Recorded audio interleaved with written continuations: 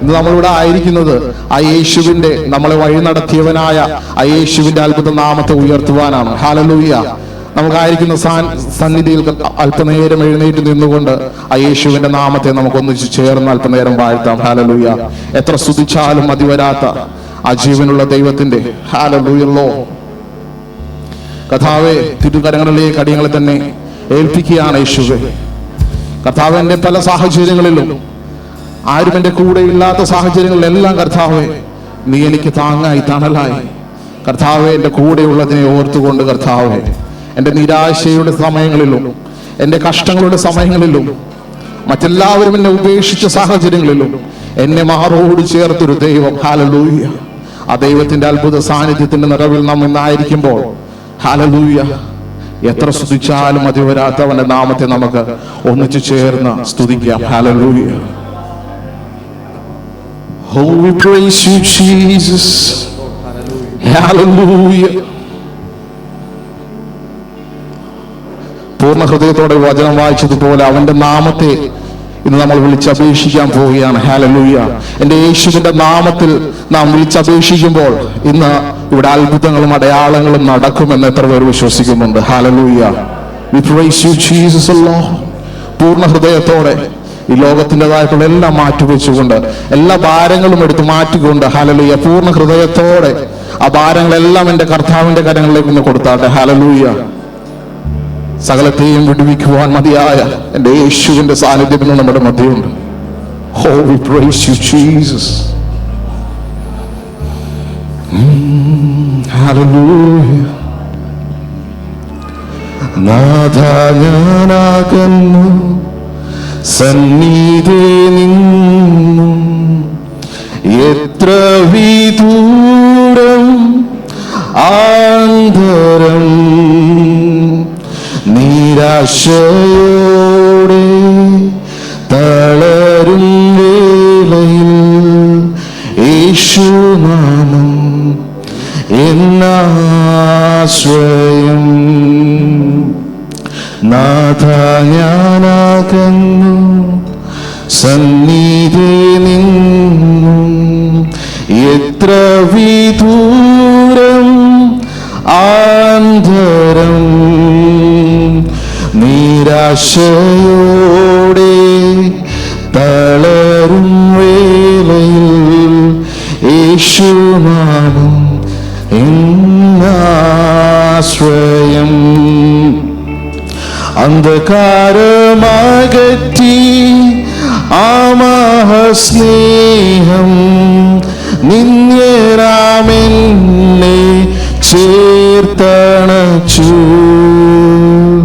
ഭാരങ്ങൾ നടുവിൽ താങ്ങി തൻ കരത്ത് യേശുനാഥ. Oh, we praise you.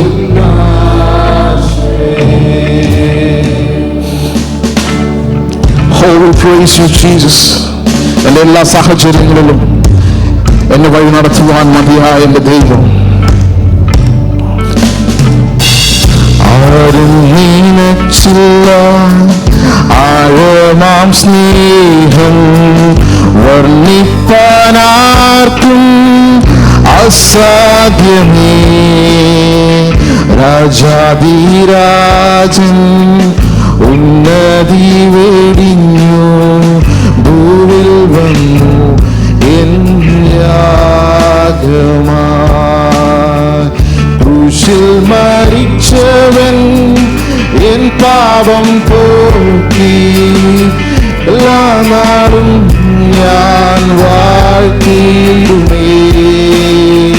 സുന്ദരരൂപനേ സ്തുതിക്കു യോഗ്യനേ യേശുനാഥ അങ്ങെന്നാശ്രയം. ഹല്ലേലൂയ. ആരാധനയ്ക്ക് യോഗ്യൻ നീ. ഹല്ലേലൂയ. മരണത്തെ ജയിച്ചവനെ എൻ ചങ്ങലകൾ തകർത്തു ദേവാനിൻ നാമത്തിൻ യേശുനാഥ അങ്ങെന്നാശ്രയം. ഹല്ലേലൂയ.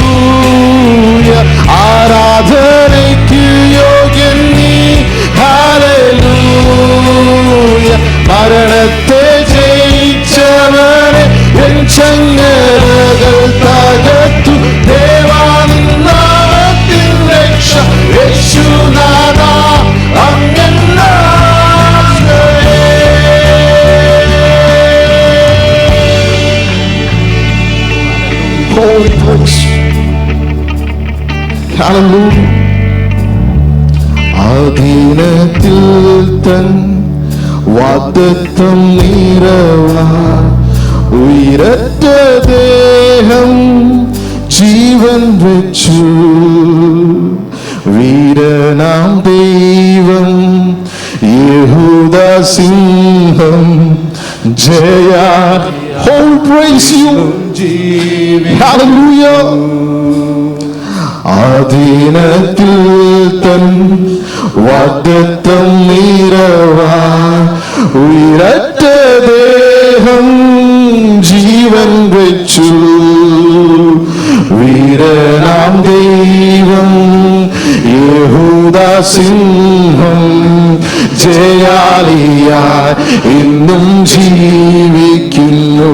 ഓ യേശുനാഥ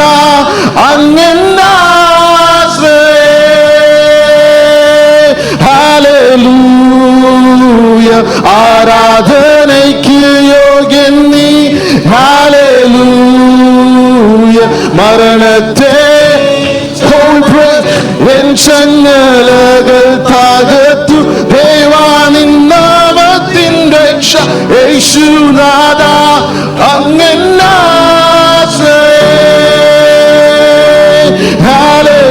ഹല്ലേലൂയ ആരാധനയ്ക്ക് യോഗ്യൻ നീ. ഹല്ലേലൂയ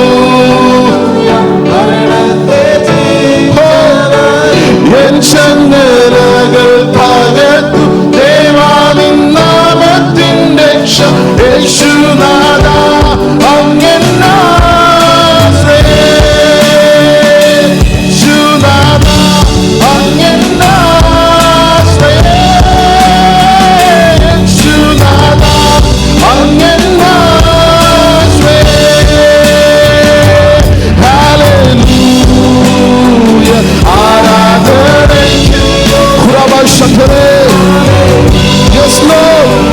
യേശുവിന്റെ നാമത്തിൽ സകലങ്ങളിൽ തകരട്ടെ.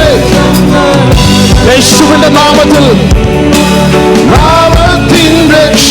യേശുനാഥ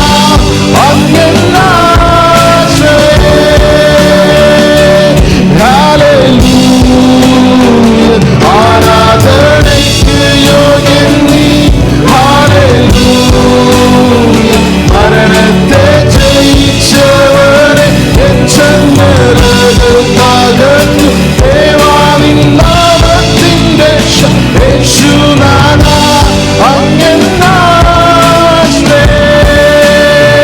യേശുനാഥ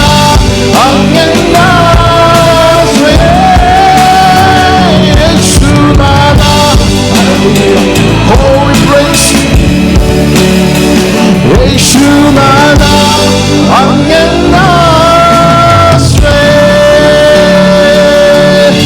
Hallelujah. Oh, we praise you, Jesus. Hallelujah. കർത്താവ് അങ്ങ് മാത്രം എൻ്റെ ആശ്രയമെന്ന് ഒന്ന് പറഞ്ഞാട്ടെ. ഹല്ലേലൂയ. മറ്റൊന്നിലും ഞാൻ ആശ്രയിക്കുന്നില്ല. എനിക്ക് ആശ്രയിക്കുവാൻ എൻ്റെ യേശു എന്ന് നമ്മുടെ മധ്യയുണ്ട്. Hallelujah. Oh, we praise you, Jesus, Lord. എന്റെ ചങ്ങലകളെ, എന്റെ കെട്ടുകളെ, എന്റെ ബന്ധനങ്ങളെ അഴിക്കുവാൻ മറ്റൊരുവനും സാധ്യമല്ല എന്ന് കർത്താവ് ഞങ്ങൾ അറിയുന്ന യേശുവേ. ഹല്ലേലൂയ. കർത്താവ് അങ്ങിൽ മാത്രം ഞാൻ ആശ്രയിക്കുന്നു. We praise you, Jesus. അങ്ങെന്നും എനിക്ക് നല്ലവനായതിനാൽ. ഹല്ലേലൂയ. അങ്ങെന്നും എന്നെ താങ്ങുന്നതിനാൽ, അങ്ങെന്നും എന്നെ വഴി നടത്തുന്നതിനാൽ. ഹല്ലേലൂയ. അങ്ങനെ അത്ഭുത നാമത്തെ ഞങ്ങൾ വാഴ്ത്തുകയാണ് യേശുവേ. Hallelujah. Praise you, Jesus, Lord. കരങ്ങളെ അടിച്ചുകൊണ്ട് ഹല്ലേലൂയ ആ യേശുവിന്റെ അത്ഭുത നാമത്തെ നമുക്കൊന്നിച്ച് ചേർന്ന് വാഴ്ത്താം. എന്റെ യേശു എനിക്ക് നല്ലവൻ, അവൻ എന്നും എനിക്ക് മതിയായവൻ. എന്റെ ആപത്തിൽ, എന്റെ രോഗത്തിൽ, വൻ പ്രയാസങ്ങളിൽ എന്റെ യേശു എനിക്ക് മതിയായവൻ. ഹല്ലേലൂയ.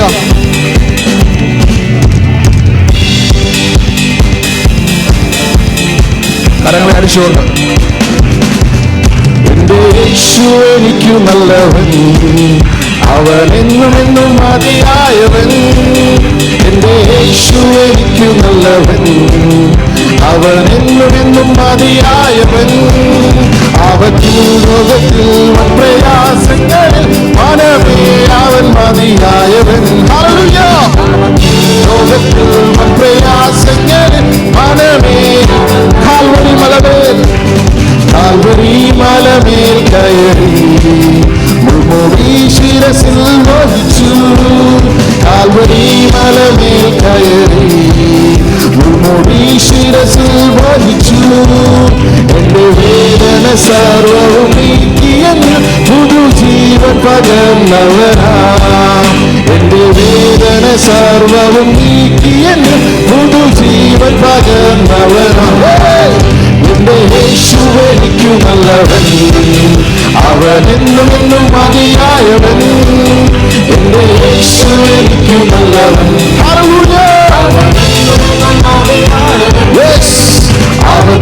ലോകത്തിൽ പ്രയാസങ്ങളിൽ മനമേ അവൻ മതിയായവൻ.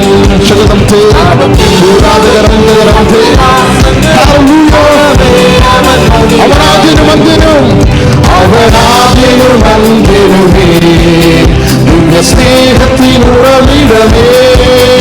അവനാദ്യനുമന്തിനുമേ ദിവ്യ സ്നേഹത്തിനുറവിടമേ. പതിനായിരത്തിൽ അതിശ്രേഷ്ഠനാം സത്യനാം അന്ത്യനാം നായകൻ. പതിനായിരത്തിൽ അതിശ്രേഷ്ഠനാം സത്യനാം എന്റെ യേശു. എന്റെ യേശു എനിക്ക് നല്ലവൻ, അവനെന്നും എന്നും മതിയായവൻ. എന്റെ യേശു എനിക്ക് നല്ലവൻ.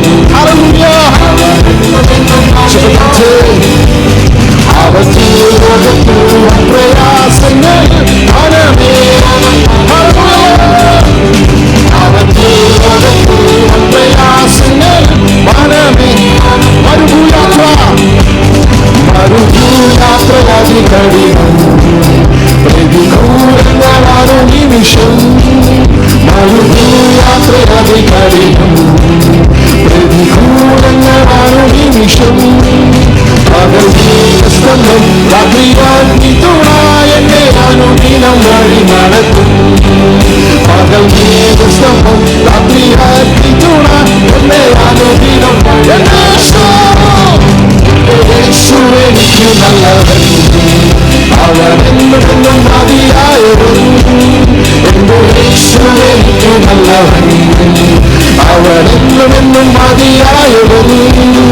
അവലോകത്തിൽ പ്രയാസങ്ങളിൽ മനമേ അവൻ മതിയായവൻ. അവലോകത്തിൽ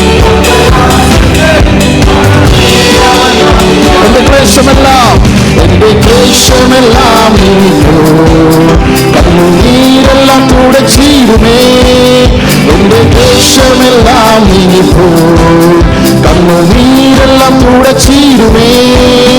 അവൻ രാജാവാനിൽ വെളിപ്പെടുമ്പോ ഞാൻ അവനിടം പറന്നുയരും.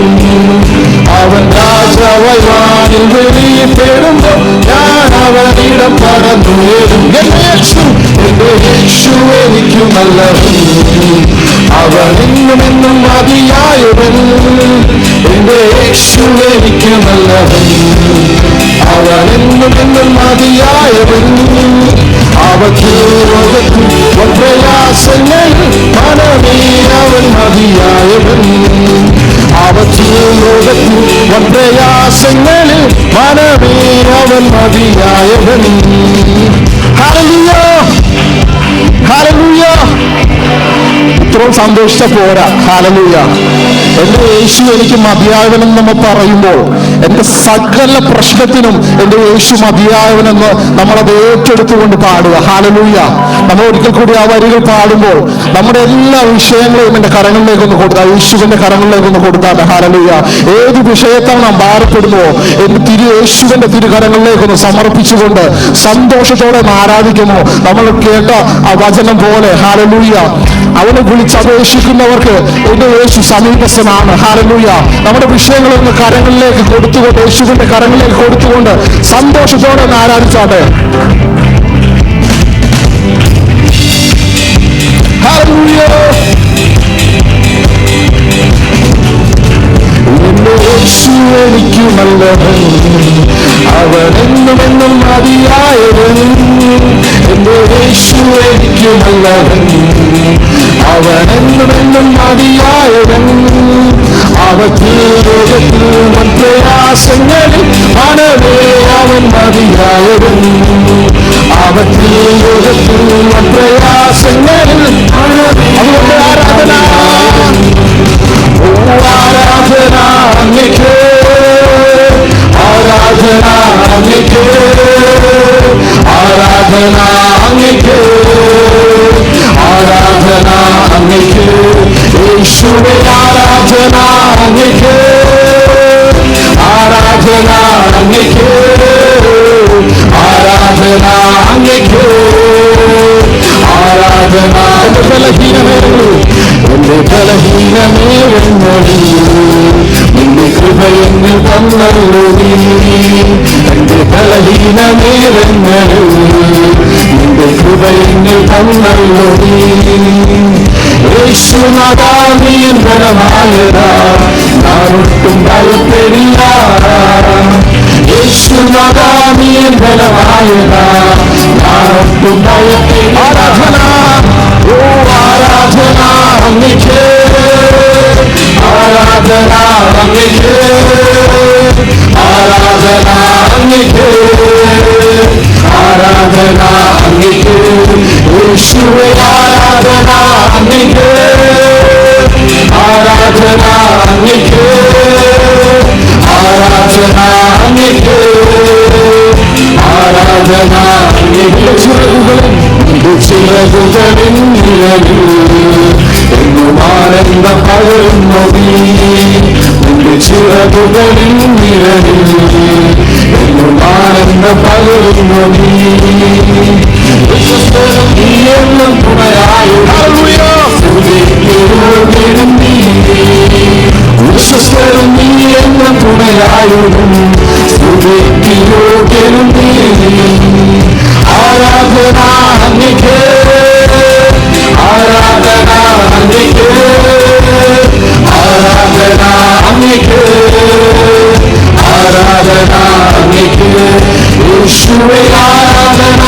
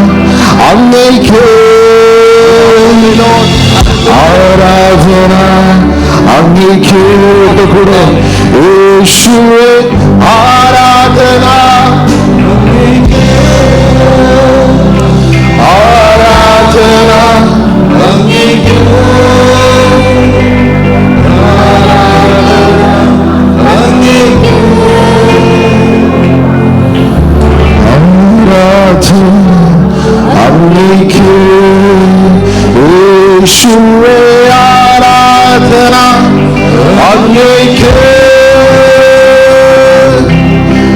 ആരാധന അങ്ങേക്ക്,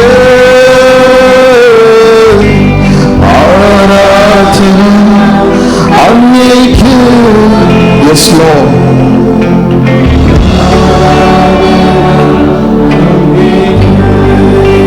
Oh, we praise you, Jesus. കർത്താവേ, അങ്ങന്റെ ധൈര്യമായതിനാൽ, ഹല്ലേലൂയ, അങ്ങന്റെ ആശ്രയമായതിനാൽ കർത്താവേ, അങ്ങന്റെ ശൈലമായതിനാൽ കർത്താവേ, അങ്ങയെ മാത്രം കർത്താവേ ഞങ്ങൾ ആരാധിക്കുന്നു യേശുവേ. Hallelujah. We praise you, Jesus. We praise you, Jesus, Lord. അങ്ങയുടെ അത്ഭുത സാന്നിധ്യത്താൽ കർത്താവേ ഞങ്ങൾ നിറച്ചുകൊണ്ടിരിക്കുന്നതിനോട് hallelujah. Oh, we praise you, Jesus. യേശുനാഥ നീ എൻ ദൈവം, യേശുനാഥ നീ എൻ ആശ്രയം, യേശുനാഥ നീ എൻ ശൈലവും എന്റെ കോട്ടയും നീ മാത്രമേ. യേശുനാഥ നീ എൻ ദൈവം, യേശുനാഥ നീ എൻ ആശ്രയം, യേശുനാഥ നീ എൻ ശൈലവും എന്റെ കോട്ടയും നീ മാത്രമേ.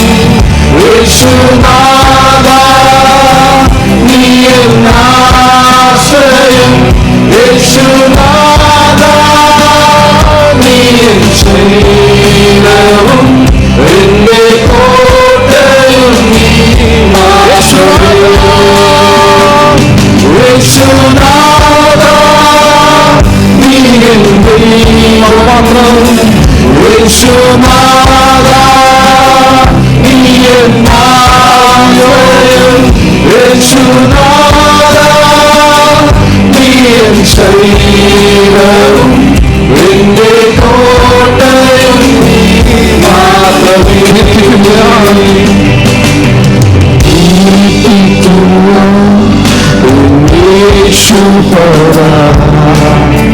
കർത്തനു തുല്യനാം ആരുമില്ല. കീർത്തിക്കും ഞാൻ യേശുപരാ. കർത്തനു തുല്യനായി ആരുമില്ല. മഹിമയിൽ പ്രഭുതാൻ മഹത്വത്തിൻ യോഗ്യൻ. വാനവും പുകഴ്ചയും യേശുവിന്. മഹിമയിൽ പ്രഭുതാൻ മഹത്വത്തിൻ യോഗ്യൻ. വാനവും പുകഴ്ചയും യേശുവിന്. യേശുനാഥാ നീ എൻ ദൈവം. യേശുനാഥാ നീ എൻ ആശ്രയം. യേശുനാഥാ നീ എൻ ശരീരവും എന്റെ കോട്ടയും നീ മാത്രം. യേശുനാഥാ യേശുനാഥാ നീ എൻ ദൈവം. യേശുനാഥാ നീ എൻ ആശ്രയം. യേശുനാഥാ നീ എൻ ശരീരവും എന്റെ കോട്ടയും നീ മാത്രമേ.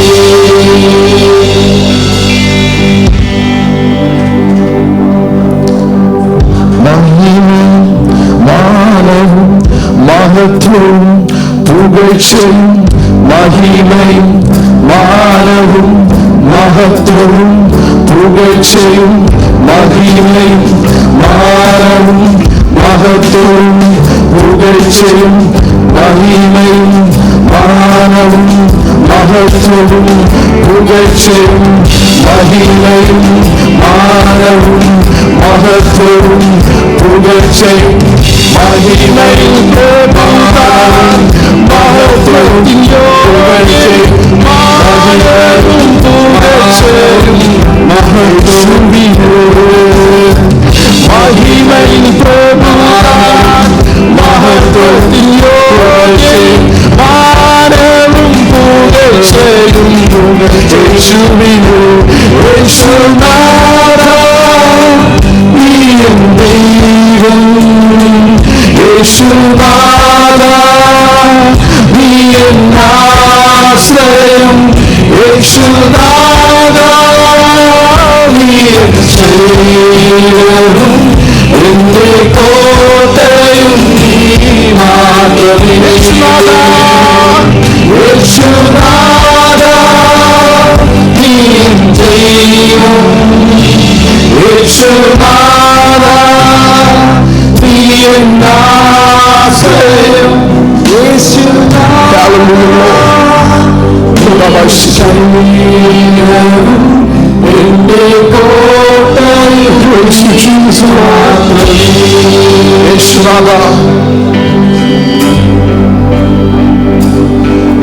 യേശുനാഥാ നീ എൻ ദൈവം. യേശുനാഥാ യേശുനാഥാ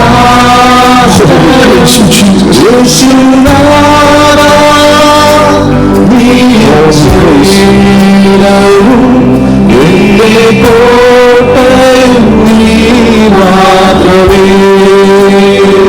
Amen. Hallelujah. Hallelujah. Hallelujah. Oh, we praise you, Jesus. നമ്മുടെ അത്ഭുത സാഹിത്യത്തിന് നിറവിനോർത്ത് കർത്താവ്. Hallelujah. Hallelujah, Lord. Oh, we praise you, Jesus.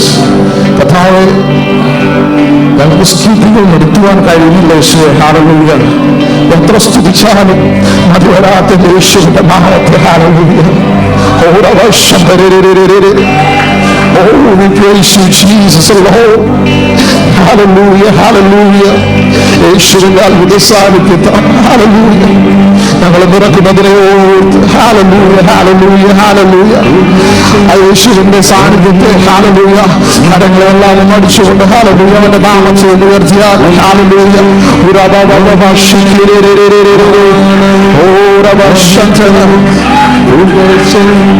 മഹിമയും മാനവും മഹത്വവും പുകഴ്ചയും മഹിമയും മാനവും മഹത്വവും പുകഴ്ചയും മഹിമയും മാനവും മഹത്വവും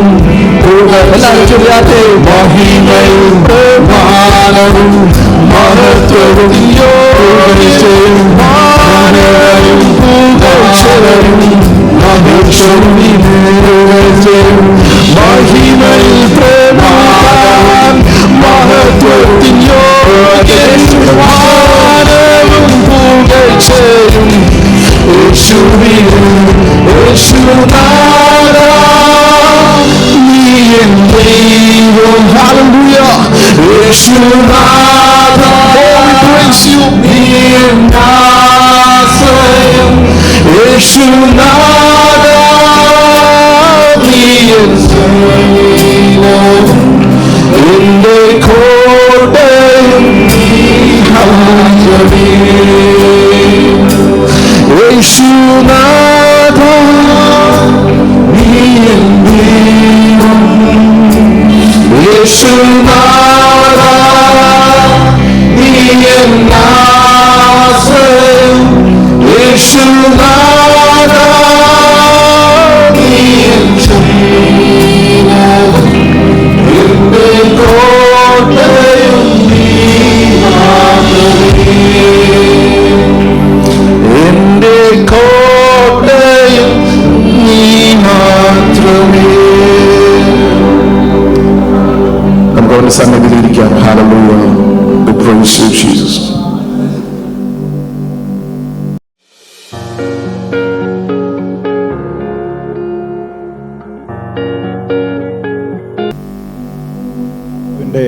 മേശയ്ക്ക് മുമ്പാകെ നമുക്ക് പ്രാർത്ഥനയോടെ ആയിരിക്കാം.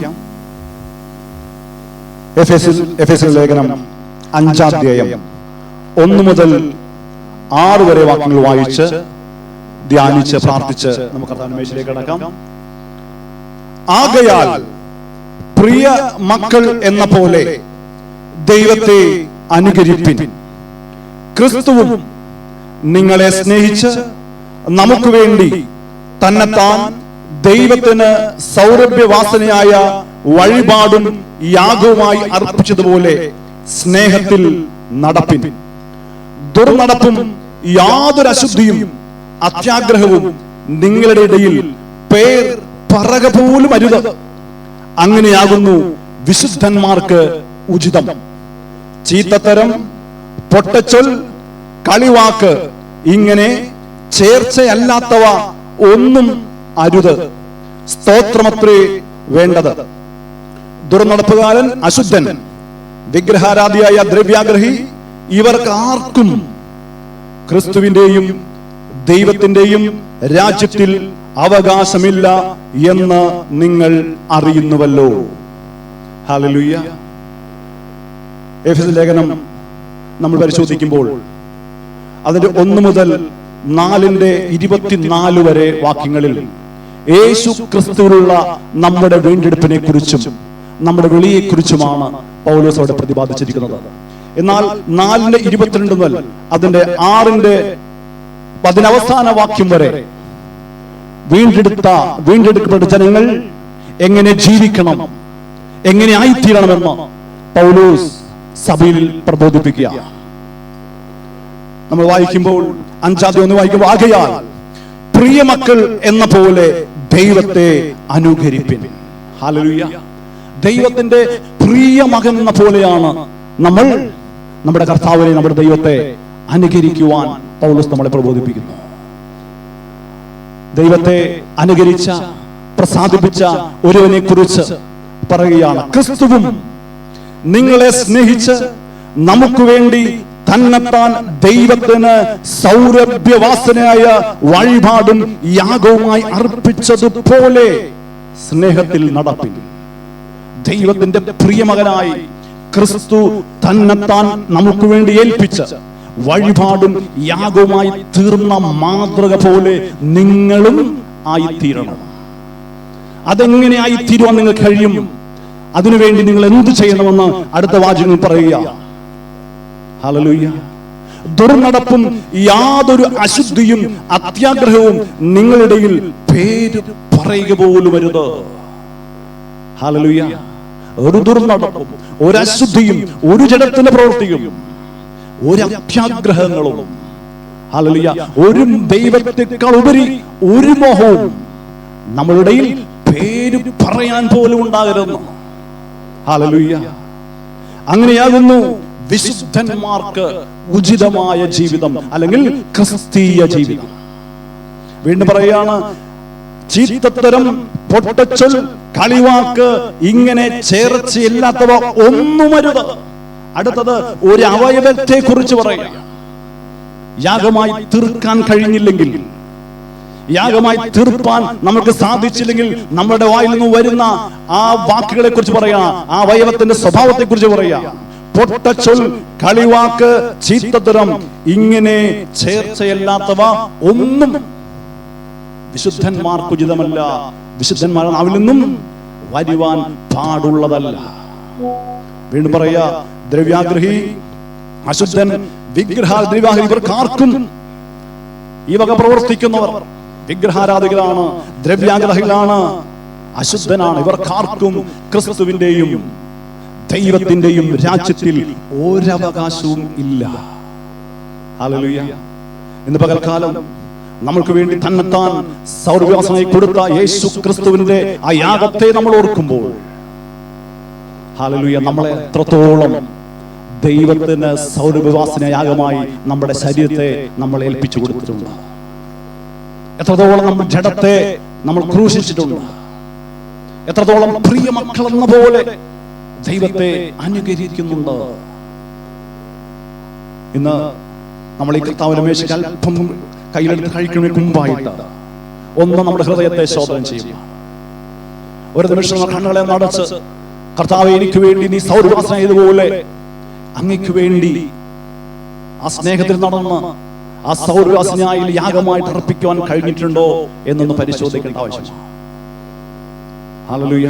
ദുർനടപ്പുകൾ, അശുദ്ധികൾ, ജഡപ്രവർത്തികൾ എവിടെയെങ്കിലും നമുക്ക് ഉപേക്ഷിക്കുവാൻ കഴിഞ്ഞിട്ടുണ്ടെങ്കിൽ, അത് ക്രിസ്തുവിലേക്ക് സമർപ്പിച്ചിട്ടില്ലെങ്കിൽ, ക്രിസ്തുവിലേക്ക് ക്രൂശിച്ചിട്ടില്ലെങ്കിൽ, ചീത്തത്തരം, പൊട്ടൽ, കളിവാക്ക് ഇപ്പോഴും നമ്മുടെ നാവിൻ തുമ്പിൽ ആയിരിക്കുന്നെങ്കിൽ ഇന്ന് മടങ്ങി വരുവാനുള്ള സമയമാണ്. നമുക്കൊരു നിമിഷം കണ്ണുകളെ അടച്ച് നമുക്ക് ആ ക്രൂശിലേക്ക് ഒന്ന് നോക്കാം. നമുക്ക് വേണ്ടി യാഗമായി തീർന്ന കർത്താവിന്റെ സ്വഭാവത്തിലേക്കൊന്ന് നോക്കാം. ഹല്ലേലൂയ. തന്നെത്താൻ സൗരഭ്യവാസനയെ അർപ്പിച്ചതുപോലെ നമുക്ക് അർപ്പിക്കുവാൻ കഴിയുന്നുണ്ട്. പ്രിയമകൻ എന്ന പോലെ, പ്രിയമക്കൾ എന്ന പോലെ ദൈവത്തെ, ക്രിസ്തുവിനെ പോലെ അനുകരിക്കാൻ നമുക്ക് സാധിക്കുന്നുണ്ട്. എവിടെയെങ്കിലും മാറിപ്പോയിട്ടുണ്ടെങ്കിൽ, ഇനിയും എവിടെയെങ്കിലും നമ്മൾ തന്നെ മുഴുവനായി കർത്താവിന് കൊടുക്കുവാനുണ്ടെങ്കിൽ, നമ്മുടെ നാവിന്റെ മേഖലകളെ, നമ്മുടെ മോഹത്തിന്റെ മേഖലകളെ എവിടെയെങ്കിലും കർത്താവിന് കൊടുക്കുവാൻ കഴിഞ്ഞിട്ടല്ല എങ്കിൽ, ഇന്ന് നമുക്ക് കർത്താവിനോട് പറയാം, കർത്താവേ, ചില മേഖലകൾ ഞാൻ പൂർണ്ണമായി സമർപ്പിച്ചിട്ടില്ല, ചില മേഖലകൾ ഞാൻ ക്രൂശിലേക്ക് ഏൽപ്പിച്ചു കൊടുത്തിട്ടില്ല, ചില സ്വഭാവങ്ങൾ എനിക്ക് മരിപ്പിക്കുവാൻ സാധിച്ചിട്ടില്ല. ഞങ്ങളോട് ക്ഷമിക്കണമേ, എന്നോട് ക്ഷമിക്കണമേ. പൂർണ്ണമായി ശരീരത്തിന്റെ പ്രവർത്തികളെ, ജഡത്തിന്റെ പ്രവർത്തികളെ, നാവിന്റെ ദോഷങ്ങളെ കർത്താവേ ക്രൂശിലേക്ക് ഞാൻ ക്രൂശിക്കുന്നു. ഇനി ഒരിക്കലും മടങ്ങി വരാത്തവണ്ണം കർത്താവെ ഞങ്ങളതിനെ ക്രൂശിക്കുന്നു. കർത്താവ് ഞങ്ങളെ സഹായിക്കണമെന്ന് പ്രാർത്ഥിക്കാം.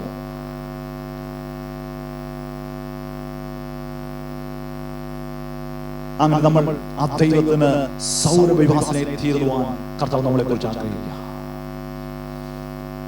പ്രിയമക്കളെന്ന പോലെ ദൈവത്തെ അനുകരിപ്പാൻ ദൈവം നമ്മളെ കുറിച്ച് ആഗ്രഹിക്കുക. നമുക്കൊരു നിമിഷം പ്രാർത്ഥിക്കാം. പരിശുദ്ധനായ ദൈവമേ, സ്വർഗത്തിലെ നല്ല പിതാവേ, ഇന്ന് ഞങ്ങൾ കർത്താവേ അങ്ങയുടെ മേശയ്ക്ക് മുമ്പാകെ അങ്ങയുടെ കരങ്ങളിലേക്ക് ഞങ്ങൾ കടന്നു വരികയാണ്. ഞങ്ങളെ തന്നെ പൂർണ്ണമായി അങ്ങയുടെ കരങ്ങളിലേക്ക് ഏൽപ്പിക്കുന്നു. കർത്താവെ, പ്രിയ മക്കൾ എന്ന പോലെ കർത്താവെ, ദൈവത്തെ അങ്ങ് അനുഗ്രഹിപ്പാൻ ക്രിസ്തു സൗരഭ്യവാസനെ തീർന്ന പോലെ അങ്ങേക്കൊരു സൗരഭ്യവാസനയായി യാഗമായി തീരുവാൻ ഞങ്ങളെ സഹായിക്കണമെന്ന് ഞങ്ങൾ പ്രാർത്ഥിക്കുന്നു. എല്ലാ ജഡപ്രവൃത്തികളെയും അശുദ്ധികളെയും പൂർണ്ണമായി ഉപേക്ഷിപ്പാൻ കർത്താവ് ഞങ്ങൾ കൃപ നൽകണമെന്ന് ഞങ്ങൾ പ്രാർത്ഥിക്കുന്നു. ചിത്രത്തരം പൊട്ടൽ കളിവാക്കുകളൊക്കെ ഉപേക്ഷിച്ച് ആ ദൈവികമായത് മാത്രം സംസാരിക്കുവാൻ, സ്തോത്രം മാത്രം പറയുവാൻ, ദൈവത്തിന്റെ ഇഷ്ടം മാത്രം ചെയ്യുവാൻ അടിയങ്ങൾ ഓരോരുത്തരെയും സഹായിക്കണമേ, കൃപ നൽകണമെന്ന് ഞങ്ങൾ പ്രാർത്ഥിക്കുന്നു. പ്രാർത്ഥന കൃപക്കായി നന്ദി. യേശു ക്രിസ്തുവിൻ നാമത്തിൽ തന്നെ ആമേൻ.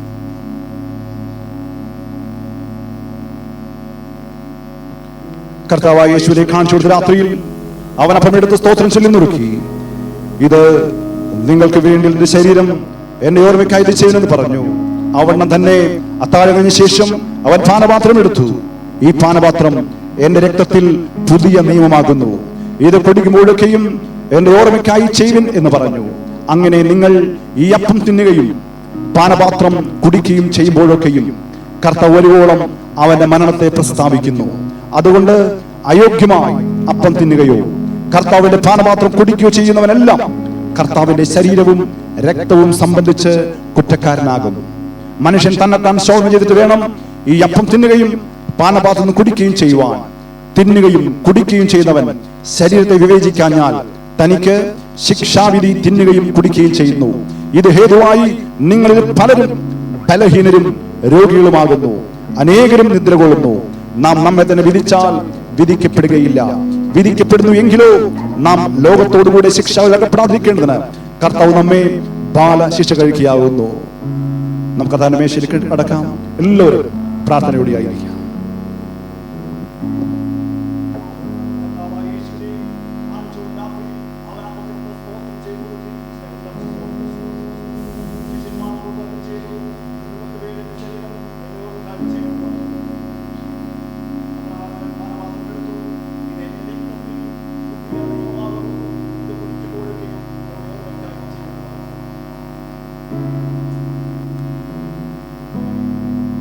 രക്ഷിക്കപ്പെട്ട് സ്നാനപ്പെട്ട് ദൈവത്തോടും മനുഷ്യരോടും നല്ല മനസ്സാണ് എല്ലാവർക്കും ഈ അപ്പവിൽ നിന്നും പാനം ചെയ്യാവുന്നതാണ്. കർത്താവിന്റെ മഹാരക്ഷ അനുഭവിക്കാത്ത ആരെങ്കിലും ഉണ്ടെങ്കിൽ തങ്ങളുടെ സ്ഥാനത്ത് പ്രാർത്ഥനയായിരിക്കും അപേക്ഷിക്കുന്നു.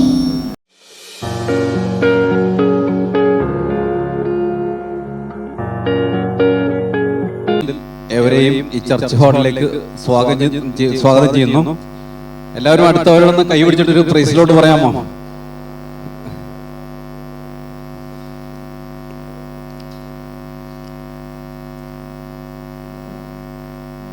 നമുക്ക് ദൈവനാമത്തിന് കൊടുക്കാൻ ഉള്ള സമയമാണിത്. ദൈവം തന്നതല്ലാതെ നമുക്ക് ഒന്നുമില്ല പുകഴുവാനായിട്ട്. നമ്മളുടെ ആരോഗ്യവും നമ്മളുടെ സമയവും നമ്മൾ ഇന്നിപ്പോ ഇവിടെ ആയിരിക്കുന്നതും ഒരുപാട് പേര് പല കാരണങ്ങൾ കൊണ്ട് ചർച്ചിലേക്ക് വരാൻ പറ്റാത്ത അവസ്ഥയിലിരിക്കുന്നുണ്ട്. അസുഖകരമായ അവസ്ഥയിൽ കൂടി കടന്നു പോകുന്നവരുണ്ട്. അപ്പൊ നമ്മൾ എന്തോരം നന്ദി പറഞ്ഞാൽ മതിയാവും അല്ലെ? ഇവിടെ വന്ന് നമ്മളെ ഈ സ്വർഗീയമായ ആരാധന കൂടുവാനായിട്ട് ദൈവം തന്ന അവസരത്തിനായിട്ട് ഞാൻ ദൈവത്തോട് നന്ദി പറയുകയാണ്. അപ്പൊ നമുക്ക് ദൈവനാമത്തിന് കൊടുക്കാനുള്ള സമയമാണ്. നമ്മൾ ഒരു ചെറിയ വാക്യം വായിക്കാം. 2 കൊരിന്ത്യർ 10:8 കാണിക്കാമോ? 2 കൊരിന്ത്യർ 10:8.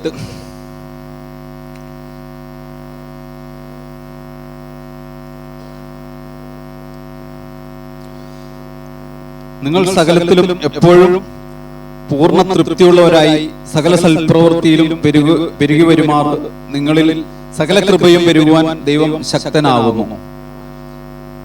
ദൈവം പറയുന്നത് പൂർണ്ണ തൃപ്തിയുള്ള ഒരു മനസ്സോടുകൂടി വേണം നമ്മൾ ചർച്ചിലായിരിക്കുവാനായിട്ട്.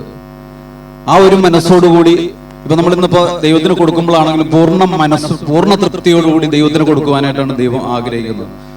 ഇപ്പൊ വചനത്തിൽ തന്നെ പറയുന്നുണ്ട്, നിങ്ങൾ സന്തോഷത്തോടുകൂടി കൊടുക്കുന്നവനെ ദൈവം അനുഗ്രഹിക്കുന്നു. അതിന്റെ തൊട്ട് താഴത്ത് പറയുന്നു, അവൻ വാരി ഉദരി ദരിദ്രന്മാർക്ക് കൊടുക്കുന്നു, അവന്റെ നീതി എന്നേക്കും നിലനിൽക്കുന്നു. അപ്പൊ നമുക്കിപ്പോ ദൈവത്തിന് കൊടുക്കാനുള്ള സമയമാണ്. നമുക്കൊരു വാക്ക് പ്രാർത്ഥിക്കാം. കർത്താവെ, ഞങ്ങളിന്ന് കർത്താവെ ദൈവനാമത്തിന് കൊടുക്കുമ്പോൾ കർത്താവെ അത് കർത്താവെ ഹല്ലേലൂയ അത് ദൈവനാമത്തിന് വേണ്ടി ഉപയോഗപ്പെടുവാനും കർത്താവെ പുതിയ പുതിയ വേലകൾക്കും കർത്താവെ പല ദൈവദാസന്മാരുടെ കയ്യിലേക്ക് അത് എത്തുവാനുമുള്ള കൃപ അങ്ങ് കൊടുക്കണമെന്ന് പ്രാർത്ഥിക്കുന്നു. പ്രാർത്ഥന കേട്ട് അനുഗ്രഹിച്ച കൃപയ്ക്ക് സ്തോത്രമെല്ലാം യേശുവിന്റെ നാമത്തിൽ തന്നെ.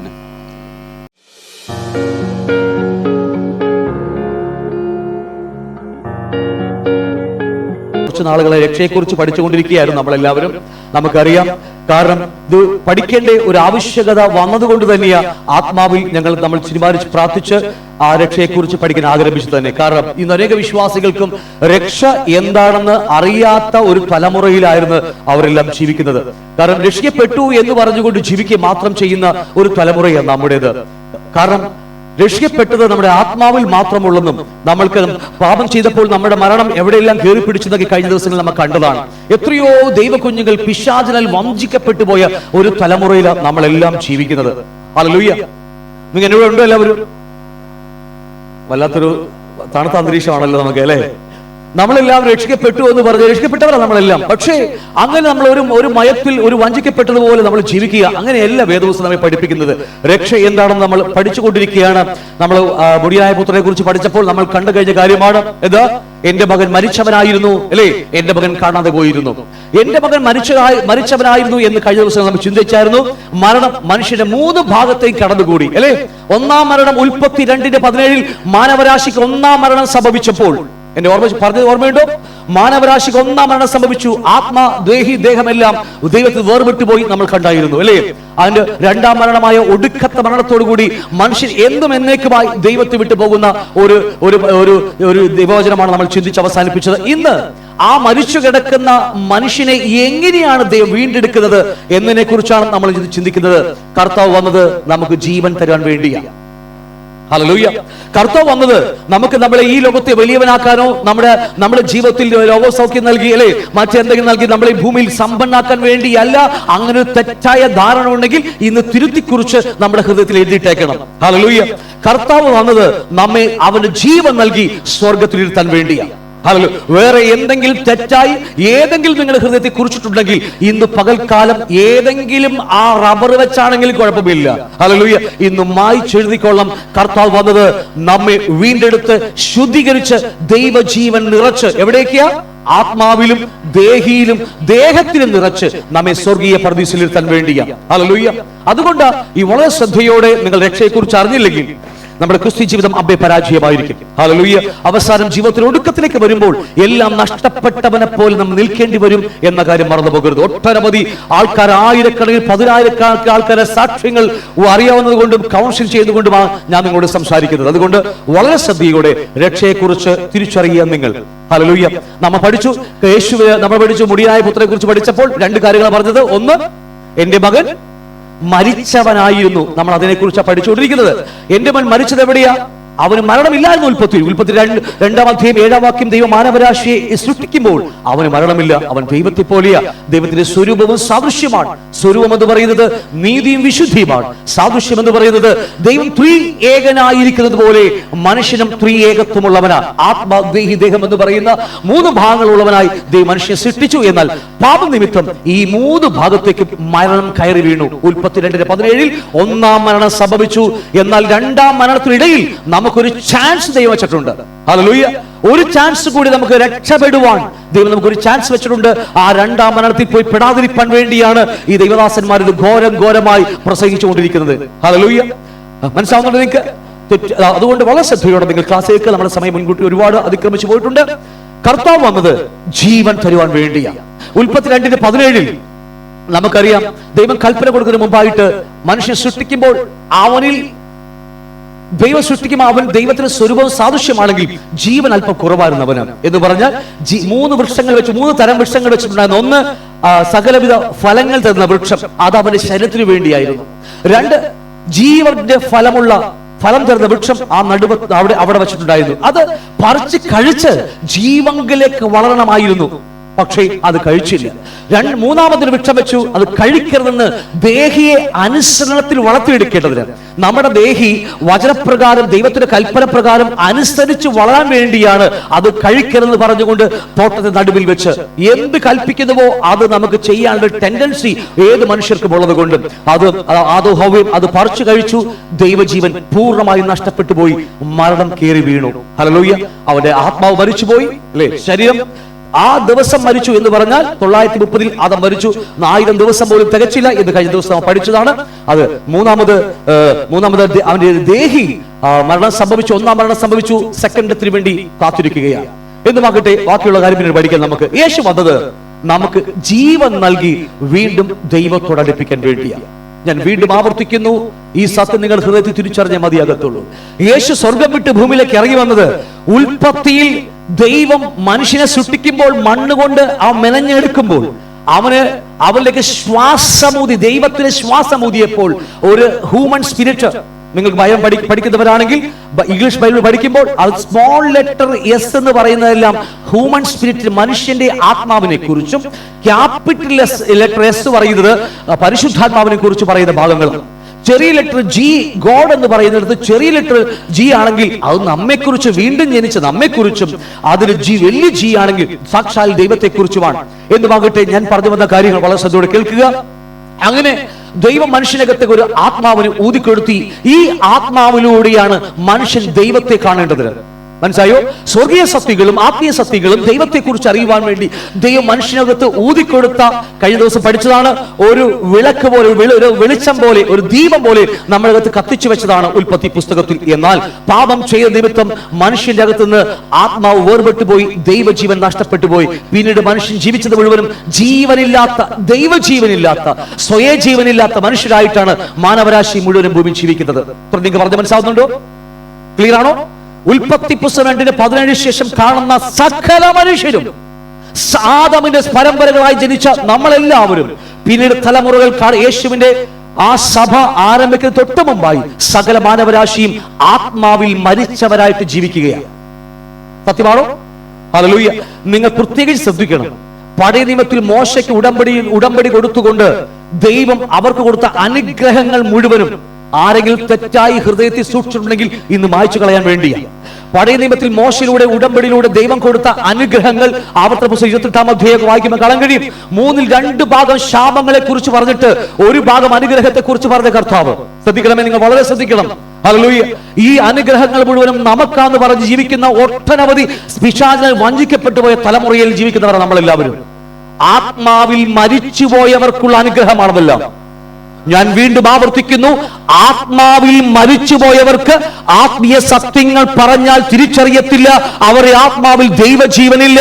അവരെ ആത്മാവ് ദൈവവുമായി സംസാരിക്കാൻ കഴിയത്തില്ല. ദൈവമായി ശത്രുതയായി പോയ മനുഷ്യർക്ക് ദൈവം കൊടുത്തൊരു മാർഗമാണ് അത്. ആമേൻ. കുറവായിരിക്കും, എനിക്കറിയാം, കുഴപ്പമില്ല. ഹല്ലേലൂയ. അപ്പൊ അതുകൊണ്ട് വളരെ ശ്രദ്ധയോടെ നിങ്ങൾ വേദവസം പഠിച്ചേ മതിയാകത്തുള്ളൂ. ഇല്ലെങ്കിൽ വാഞ്ചിക്കപ്പെട്ടു പോകും, നിത്യജീവൻ നഷ്ടമായി തീരും എന്ന കാര്യം മറന്നു പോകരുത്. അതുകൊണ്ട് കർത്താവ് ഭൂമിയിലേക്ക് ഇറങ്ങി വന്നത് നമുക്ക് ജീവൻ തരാൻ വേണ്ടിയാ, അല്ലേ? നമുക്ക് വചനം പഠിച്ച് ബൈബിൾ ക്ലാസ് വരുന്നവർക്കറിയാം, നമുക്ക് 3 ജീവനുണ്ട്. ഒന്ന് ആത്മാവിന്റെ ജീവനായ സ്വയജീവൻ, ദേഹിയുടെ ജീവനായ സൂഖ്യ ജീവൻ, ശരീരത്തിലെ ജീവനായ ബയോസ് എന്നൊക്കെ പറഞ്ഞ് കീറി മുറിച്ച് പഠിച്ചത് ക്ലാസ്സുകൾ നമുക്ക് യൂട്യൂബിലുണ്ട്. ആവശ്യമുള്ളവർ കേട്ട് പഠിക്കുക. എന്തുമാകട്ടെ, കർത്താവ് ഭൂമിയിലേക്ക് വന്നത് നമുക്ക് ജീവൻ നൽകി ദൈവജീവനിലേക്ക് നമ്മെ അടുപ്പിക്കാൻ വേണ്ടിയാണ്. ഹല്ലേലൂയ. ഇന്ന് ഭൂമിയിൽ ജീവിക്കുന്ന, പാപത്തെ ചെയ്ത് ദൈവത്തെ വിട്ടുപോയ സകല മനുഷ്യരകത്തും ദൈവജീവനില്ല. അവർക്കാർക്കും നിത്യതയുടെ പർദീസയുടെ ആ അടുക്കൽ പോലും എത്തുവാൻ കഴിയില്ല എന്ന സത്യം നിങ്ങൾ തിരിച്ചറിയണം. ഹല്ലേലൂയ. ദൈവജീവൻ ആവശ്യമാണ്. ദൈവജീവനിൽ മാത്രമാണ് നമുക്ക് അവിടെ എത്തിച്ചേരാൻ കഴിയത്തുള്ളൂ. ഞാൻ പറയുന്നത് മനസ്സിലാവുന്നുണ്ട് നിങ്ങൾക്ക്? എന്നോട് ദേഷ്യമൊന്നും തോന്നരുതേ, സത്യവചനം വിളിച്ചു പറയുക. ഹല്ലേലൂയ. അതുകൊണ്ട് ചിന്തിക്കാൻ പോകുന്ന യോഹന്നാൻ 10:10 നമുക്കറിയാം. അറുപ്പാനും, ഒന്ന് വായിച്ചേ, അറുപ്പാനും മുടിപ്പാനും, അല്ലെ? മോഷ്ടിപ്പാനും അറുപ്പാനും മുടിപ്പാനും അല്ലാതെ കള്ളം വരുന്നില്ല. ഞാൻ ആ വേദവാക്യം തൽക്കാലം വിടുകയാണ്. അതിൽ ഒത്തിരി ആഴമായി ചിന്തിക്കേണ്ട വിഷയമാണ്. രണ്ടാമത്, അവർക്ക് ജീവൻ ഉണ്ടാകുവാനും സമൃദ്ധിയായിട്ട് ഉണ്ടാകാനും അത്രേ ഞാൻ ക്രിസ്തു വന്നിരിക്കുന്നത്. മനസ്സിലായോ? അപ്പോൾ ദൈവത്തെ വിട്ടുപോയി ദൈവജീവനില്ലാത്തവർക്കാർക്കും ദൈവമായിട്ട് ഇണങ്ങിച്ചേരുവാണ് സ്വർഗീയ സത്യങ്ങൾ മനസ്സിലാകാൻ കഴിയത്തില്ല. ഹല്ലേലൂയ. ശലോമോനക്ക് ജ്ഞാനിയിൽ ജ്ഞാനിയായിരുന്നു, നമുക്ക് എല്ലാവർക്കും അറിയാം. അവനെ പോലത്തെ ജ്ഞാനി ഉണ്ടായിരുന്നിട്ടില്ല, ആ തലമുറയിലുമില്ല, ഇനി ഉണ്ടാകാൻ പോകുന്നതുമില്ലെന്നൊക്കെ നമ്മളും പറയാറുണ്ട്. അങ്ങനെയൊന്നും അല്ലത്. ഹല്ലേലൂയ. ആ തലമുറയിൽ മാത്രമേ ഉള്ളൂ ശലോമോനക്ക്. ഇന്ന് നിങ്ങൾ ശ്രദ്ധിക്കണമേ, ഇന്ന് സ്വർഗത്തിൽ കോടിക്കണക്കിന് കിലോമീറ്റർ അപ്പുറം കിടക്കുന്ന സ്വർഗം, ഉത്തരദിക്കിൽ, ആ സ്വർഗത്തിൽ അവിടെ വസിക്കുന്ന പിതാവാം ദൈവത്തിന്റെ ഹൃദയത്തിൽ കിടക്കുന്ന മാനവരാശിയെക്കുറിച്ച്, എന്നെ കുറിച്ചുള്ള സ്വപ്നങ്ങൾ, ഹിതങ്ങൾ ഇന്ന് ഭൂമിയിൽ ജീവിക്കുന്ന ഞാൻ എങ്ങനെയാണ് അറിയുന്നത്? ഹല്ലേലൂയ. ശലോമോൻ എഴുതി വെച്ചു 3-ാം അധ്യായത്തിലേക്ക്, മനുഷ്യന്റെ ആത്മാവ് മരിച്ചുപോയാൽ അങ്ങോട്ടോ ഇങ്ങോട്ടൊക്കെ അവനെ അറിയത്തില്ല, മൃഗങ്ങളുടെ ആത്മാവ് മരിച്ചാൽ അങ്ങോട്ടോ ഇങ്ങോട്ടൊക്കെ അവനും അറിയത്തില്ല ശലോമോന്. ഈ ദിവസം കഴിഞ്ഞ ദിവസം വാട്സപ്പിൽ ആരോ എനിക്കൊരു വാട്സപ്പിൽ ഇട്ടു, നമ്മുടെ വിജിൽ ബ്രദറാണ് ഇട്ടത്. ഈയിടയ്ക്ക് ഒരു സമ്പന്നന്റെ വീട്ടില് ഒരു പട്ടി, നായ മരിച്ചുപോയി. പട്ടി എന്ന് പറയാൻ പാടില്ലല്ലോ, നായ മരിച്ചുപോയി. നായ ബ്രദർ മരിച്ചുപോയി അല്ലേ? ആ നായ മരിച്ചു പോയപ്പോൾ ആ നായയുടെ ആത്മാവിന് ശാന്തി കിട്ടാൻ വേണ്ടി നാട്ടുകാരെ, വീട്ടുകാരെ, സ്വന്തക്കാരെ വിളിച്ച് അവിടെ പൂജകർമ്മങ്ങൾ നടത്തി. അവിടെ ഭയങ്കര എന്താ പറയാ, ഫുഡിങ് ആയിരുന്നു മൊത്തത്തിൽ അവിടെ. ഹല്ലേലൂയ. ഒരു കാര്യം ഓർക്കണം, മരങ്ങൾക്ക് വളരുന്ന ജീവനുണ്ട്, മൃഗങ്ങൾക്ക്, പക്ഷിമൃഗാദി ഇഴജാതികൾക്കെല്ലാം വളരുന്ന ശരീരജീവനും 2 ദേഹിജീവനുമുണ്ട്. എന്നാൽ മനുഷ്യർക്ക് മാത്രമേ വളരുന്ന ദേഹജീവനും ദേഹിജീവനും ആത്മജീവനുമുള്ളൂ. ഹല്ലേലൂയ. അപ്പൊ അതുകൊണ്ട് ശലോമോനക്ക് എത്രയോ ഉന്നതങ്ങളിലാണെന്ന് അറിയുമോ ഈ പുതിയ നിയമസഭ ജീവിക്കുന്നത്? നിങ്ങൾ എന്റെ കൂടെ ഉണ്ടോ? ഹല്ലേലൂയ. ശലോമോനേക്കാൾ എത്രയോ ഉന്നതങ്ങളിൽ, പഴയ നിയമ ഭക്തന്മാരെക്കാൾ എത്രയോ ഉന്നതങ്ങളില്ല അവന്റെ മക്കൾ എന്ന പേര് പ്രാപിച്ചുകൊണ്ട്, അവന്റെ ജീവൻ പ്രാപിച്ചുകൊണ്ട് നമ്മൾ ആയിരിക്കുന്നത്. അറിയേണ്ടതുപോലെ അറിഞ്ഞില്ലെങ്കിൽ അത് വലിയ നഷ്ടമായി തീരും നമുക്കതെല്ലാം. ഞാൻ പറയുന്ന കാര്യങ്ങൾ നിങ്ങൾ വളരെ ശ്രദ്ധിക്കണം. നമുക്ക് ആ ദൈവമായി, ആ ജീവനാണ് നമ്മൾ ജീവനിലേക്ക് നമ്മളെ ആ സ്വർഗത്തിലേക്ക് അടുപ്പിക്കുന്നത്. പാപനിമിത്തം നഷ്ടപ്പെട്ടു പോയി. ഞാൻ ആദ്യത്തെ ഭാഗം വിട്ടിട്ട് 2ാമത്തെ ഭാഗത്തേക്ക് മാത്രം വരികയാണ്. അവർക്ക് ജീവൻ ഉണ്ടാകുവാനും സമൃദ്ധിയായിട്ടുണ്ടാകുവാനും അത്രേ കർത്താവ് ഭൂമിയിലേക്ക് വന്നിരിക്കുന്നത്. ഹല്ലേലൂയ. വീണ്ടും കർത്താവ് ഈ ഉൽപ്പത്തി 2 നമുക്കറിയാം, ഉൽപ്പത്തി ദൈവം ഒരു സ്വപ്നം പറഞ്ഞു, എനിക്ക് എന്നെ പോലെയുള്ള കുറെ മക്കൾ വേണമെന്ന്. എന്നാൽ പാപം ചെയ്ത് ദൈവത്തിന്റെ പ്രൊജക്റ്റിൽ നിന്ന് മനുഷ്യൻ വേർപെട്ടു പോയി. പിന്നീട് ഒരിക്കലും കാണാൻ ഈ യേശു കർത്താവിന്റെ ക്രൂശ് മരണം വരെ, അല്ലെങ്കിൽ സഭയുടെ ജനനം വരെയുള്ള കാലഘട്ടം നോക്കിയാൽ ഒരൊറ്റ മനുഷ്യൻ പോലും ഭൂമിയിൽ അന്ന് ദൈവത്തിന്റെ മക്കളായിട്ട് ആരും ഉണ്ടായിരുന്നില്ല. എന്റെ വാക്കുകൾ വളരെ ശ്രദ്ധിക്കണം നിങ്ങൾ. മോശ ദൈവഗൃഹത്തിലൊക്കെയും വിശ്വസ്ത ദാസനായിരുന്നു. അബ്രഹാം ദൈവത്തിന് ദാസനായിരുന്നു. ഇസഹാക്ക് ദൈവത്തിന് ദാസനായിരുന്നു. യാക്കോബ് 12 ഗോത്രപിതാക്കന്മാരെല്ലാം ദൈവത്തിന് ദാസന്മാരായിരുന്നു, അല്ലേ? എന്നാൽ പുതിയ നിയമത്തിലേക്ക് വരുമ്പോൾ അവന്റെ രക്തത്തിൽ പിറന്ന മക്കളെ കുറിച്ച് പറയുമ്പോൾ അവരെല്ലാം അവന്റെ മക്കൾ എന്ന വിളിയെ വന്നിരിക്കുന്നത്. എബ്രായറിലെ 12-ാം അധ്യായം ലാസ്റ്റ് പറഞ്ഞു വരുന്നു, ദൈവം ശ്രേഷ്ഠമായി നമുക്ക് വേണ്ടി മുന്നൊരുക്കി വെച്ചു. ഹല്ലേലൂയ. നമ്മുടെ വിളിയെക്കുറിച്ചും നമുക്ക് ലഭിച്ച പദവിയെക്കുറിച്ചൊക്കെ നമ്മൾ അല്പമൊന്ന് വല്ലപ്പോഴൊക്കെ ചിന്തിക്കുക. നമ്മൾ പഴയ നിയമ ഭക്തന്മാരുടെയൊക്കെ പുറകെ പോയി നമ്മുടെ സമയം കളയാതെ, അവരുടെ അനുഗ്രഹത്തിന്റെ പുറകെ നടന്ന് പിടിച്ചു വെച്ച് പ്രാർത്ഥിച്ചത് സമയം കളയല്ലേ.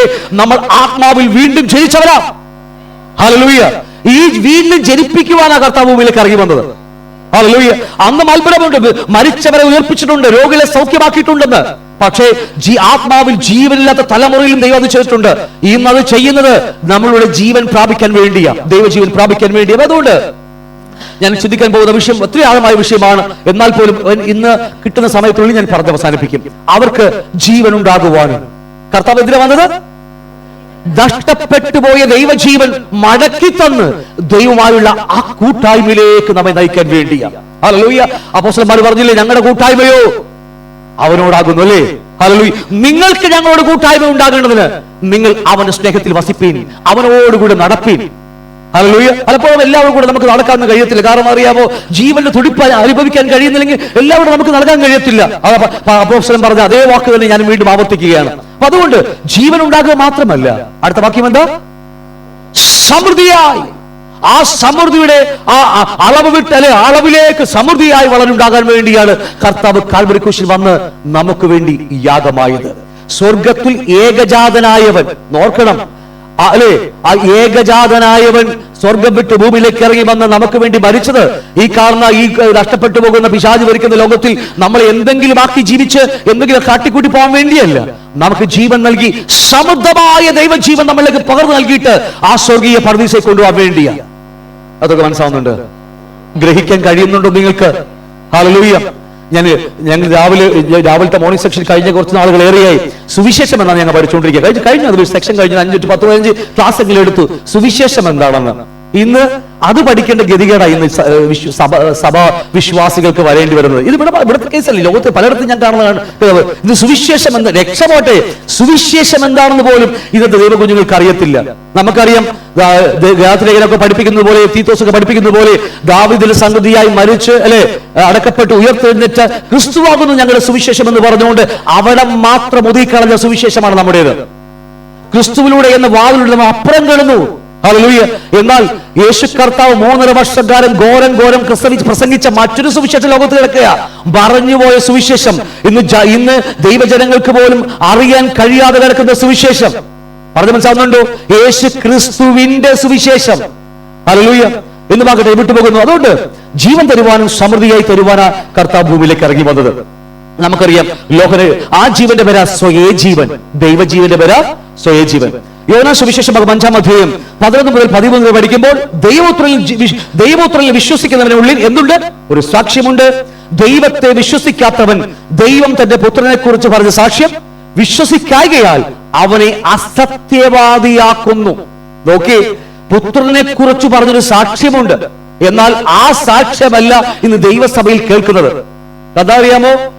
ആ സാക്ഷ്യം എന്നറിയാമോ? ആ സാക്ഷ്യമോ ദൈവം നമുക്ക് നിത്യജീവൻ തന്നു, ആ ജീവൻ അവന്റെ പുത്രനിൽ ഉണ്ട് എന്നുള്ളത് തന്നെ. അപ്പോൾ യേശുവിനെ എന്തിനാ ഞാൻ വിശ്വസിക്കുന്നത്?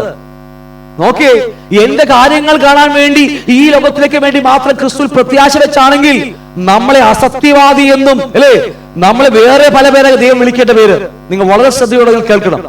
കർത്താവ് ശ്രദ്ധിച്ചു നോക്കിയേ, ക്രിസ്തുവിനെ ഭൂമിയിലേക്ക് അയച്ചപ്പോൾ ഒരു സാക്ഷ്യമുണ്ട്. ആ സാക്ഷ്യം ദൈവം നമുക്ക് നിത്യജീവൻ നൽകി. നിത്യജീവന്റെ ആരവമൊന്നും അല്ല ഈ കേൾക്കുന്നത്. ഹല്ലേലൂയ. ആ ജീവൻ അവന്റെ പുത്രനിലാ ഉള്ളത്. ഹല്ലേലൂയ. ഈ താടിയും മുടിയും വെച്ച അല്ലെങ്കിൽ ഡിസംബർ 25-ന് പുൽക്കൂട്ടിൽ അല്ലെ കിടക്കുന്ന യേശുവിനെ നമുക്കറിയത്തുള്ളൂ, ഇല്ലെങ്കിൽ ക്രൂശിൽ മരിച്ച യേശുവിനെ നമുക്കറിയത്തുള്ളൂ, ഇല്ലെങ്കിൽ 12 ശിഷ്യന്മാരെ കൂടെ അല്ലെ ആ ഉണ്ണുന്ന യേശുവിനെ നമുക്കറിയത്തുള്ളൂ. വെളിപ്പാട് ദിവസം 10-ാം അധ്യായം 13-ാം വാക്യം പറയുന്നു, അവന്റെ പേര് ദൈവവചനം എന്നാകുന്നു. യോഹന്നാൻ 1:1 ആദിയിൽ വചനമുണ്ടായിരുന്നു, വചനം ദൈവത്തിന്റെ കൂടെ, വചനം ദൈവമായിരുന്നു. വചനം എന്ന് പറയുന്ന ക്രിസ്തുവിനെ ഇത് അനേകരും കണ്ടെത്തിയിട്ടില്ല. ആ വചനത്തിനകത്താണ് എന്തുള്ളത്? ജീവൻ മറഞ്ഞിരിക്കുന്നത്. അത് കണ്ടെത്തണമെങ്കിൽ ഒരു സമർപ്പണം ആവശ്യമാണ്, ഒരു പോരാട്ടം ആവശ്യമാണ് നമ്മുടെ ജീവിതത്തിൽ. നോക്കിയേ, ആ സാക്ഷ്യമോ ദൈവം നമുക്ക് നിത്യജീവൻ തന്നു. ഹല്ലേലൂയ. എന്നിട്ട് പറയാ, ആ ജീവൻ തന്റെ പുത്രനിലുണ്ട് എന്നുള്ളത് തന്നെ. ഓക്കെ, 12 പുത്രനുള്ളവന് ജീവനുണ്ട്. അപ്പോൾ യേശു വന്നത് എന്തെങ്കിലും എനിക്ക് കാണിച്ചു കൂട്ടി പോകാൻ വേണ്ടിയല്ല, തന്റെ ഏകജാതനായ പുത്രൻ. വാക്ക് നിങ്ങൾക്ക് അറിയാമോ? ഏകജാതനായവൻ ആദ്യജാതനായി മാറി. നിങ്ങൾ വായിച്ചിട്ടുണ്ടോ? Yes, hallelujah. ഏകജാതനായവൻ ആദ്യജാതനായി മാറി. ആ ആദ്യജാതനാണെങ്കിൽ അവന്റെ പുറകെ ഒരുപാട് പുത്രന്മാർ ഇറങ്ങി പോകുക. അതിലൊരുവനാ ഞാനും നിങ്ങളും. ഹല്ലേലൂയ. അനേക പുത്രന്മാരെ തേജസ്സിലേക്ക് നടത്തിക്കൊണ്ടു പോകുകയാണ് നമ്മെ ഇപ്പോൾ. എങ്ങനെയെന്നറിയാമോ? ജീവൻ നിറച്ച്. ഹല്ലേലൂയ. എന്തെങ്കിലും ലോകം നിറക്കുകയല്ല, നിന്നെ വലിയവനാക്കും അവിടെ കൊണ്ടുപോകും, ഇങ്ങനെ യൂക്കെ കൊണ്ടുപോകുന്ന ആ കഥ പറഞ്ഞല്ല. ദൈവജീവൻ നിറച്ച്. ഞാൻ സഭയുള്ളതുപോലെ സംസാരിച്ചോളാം, എനിക്കറിയില്ല ഇങ്ങനെ പോകുമെന്ന്. അപ്പൊ അതുകൊണ്ട് പറയും, ദൈവപുത്രനുള്ളവന് ജീവനുണ്ട്. ഹല്ലേലൂയ. അപ്പോ ദൈവം പുത്രനെ അയക്കുമ്പോൾ ഒരു സാക്ഷ്യമുണ്ട്, അത് നമുക്ക് ജീവൻ തരാൻ വേണ്ടിയാ.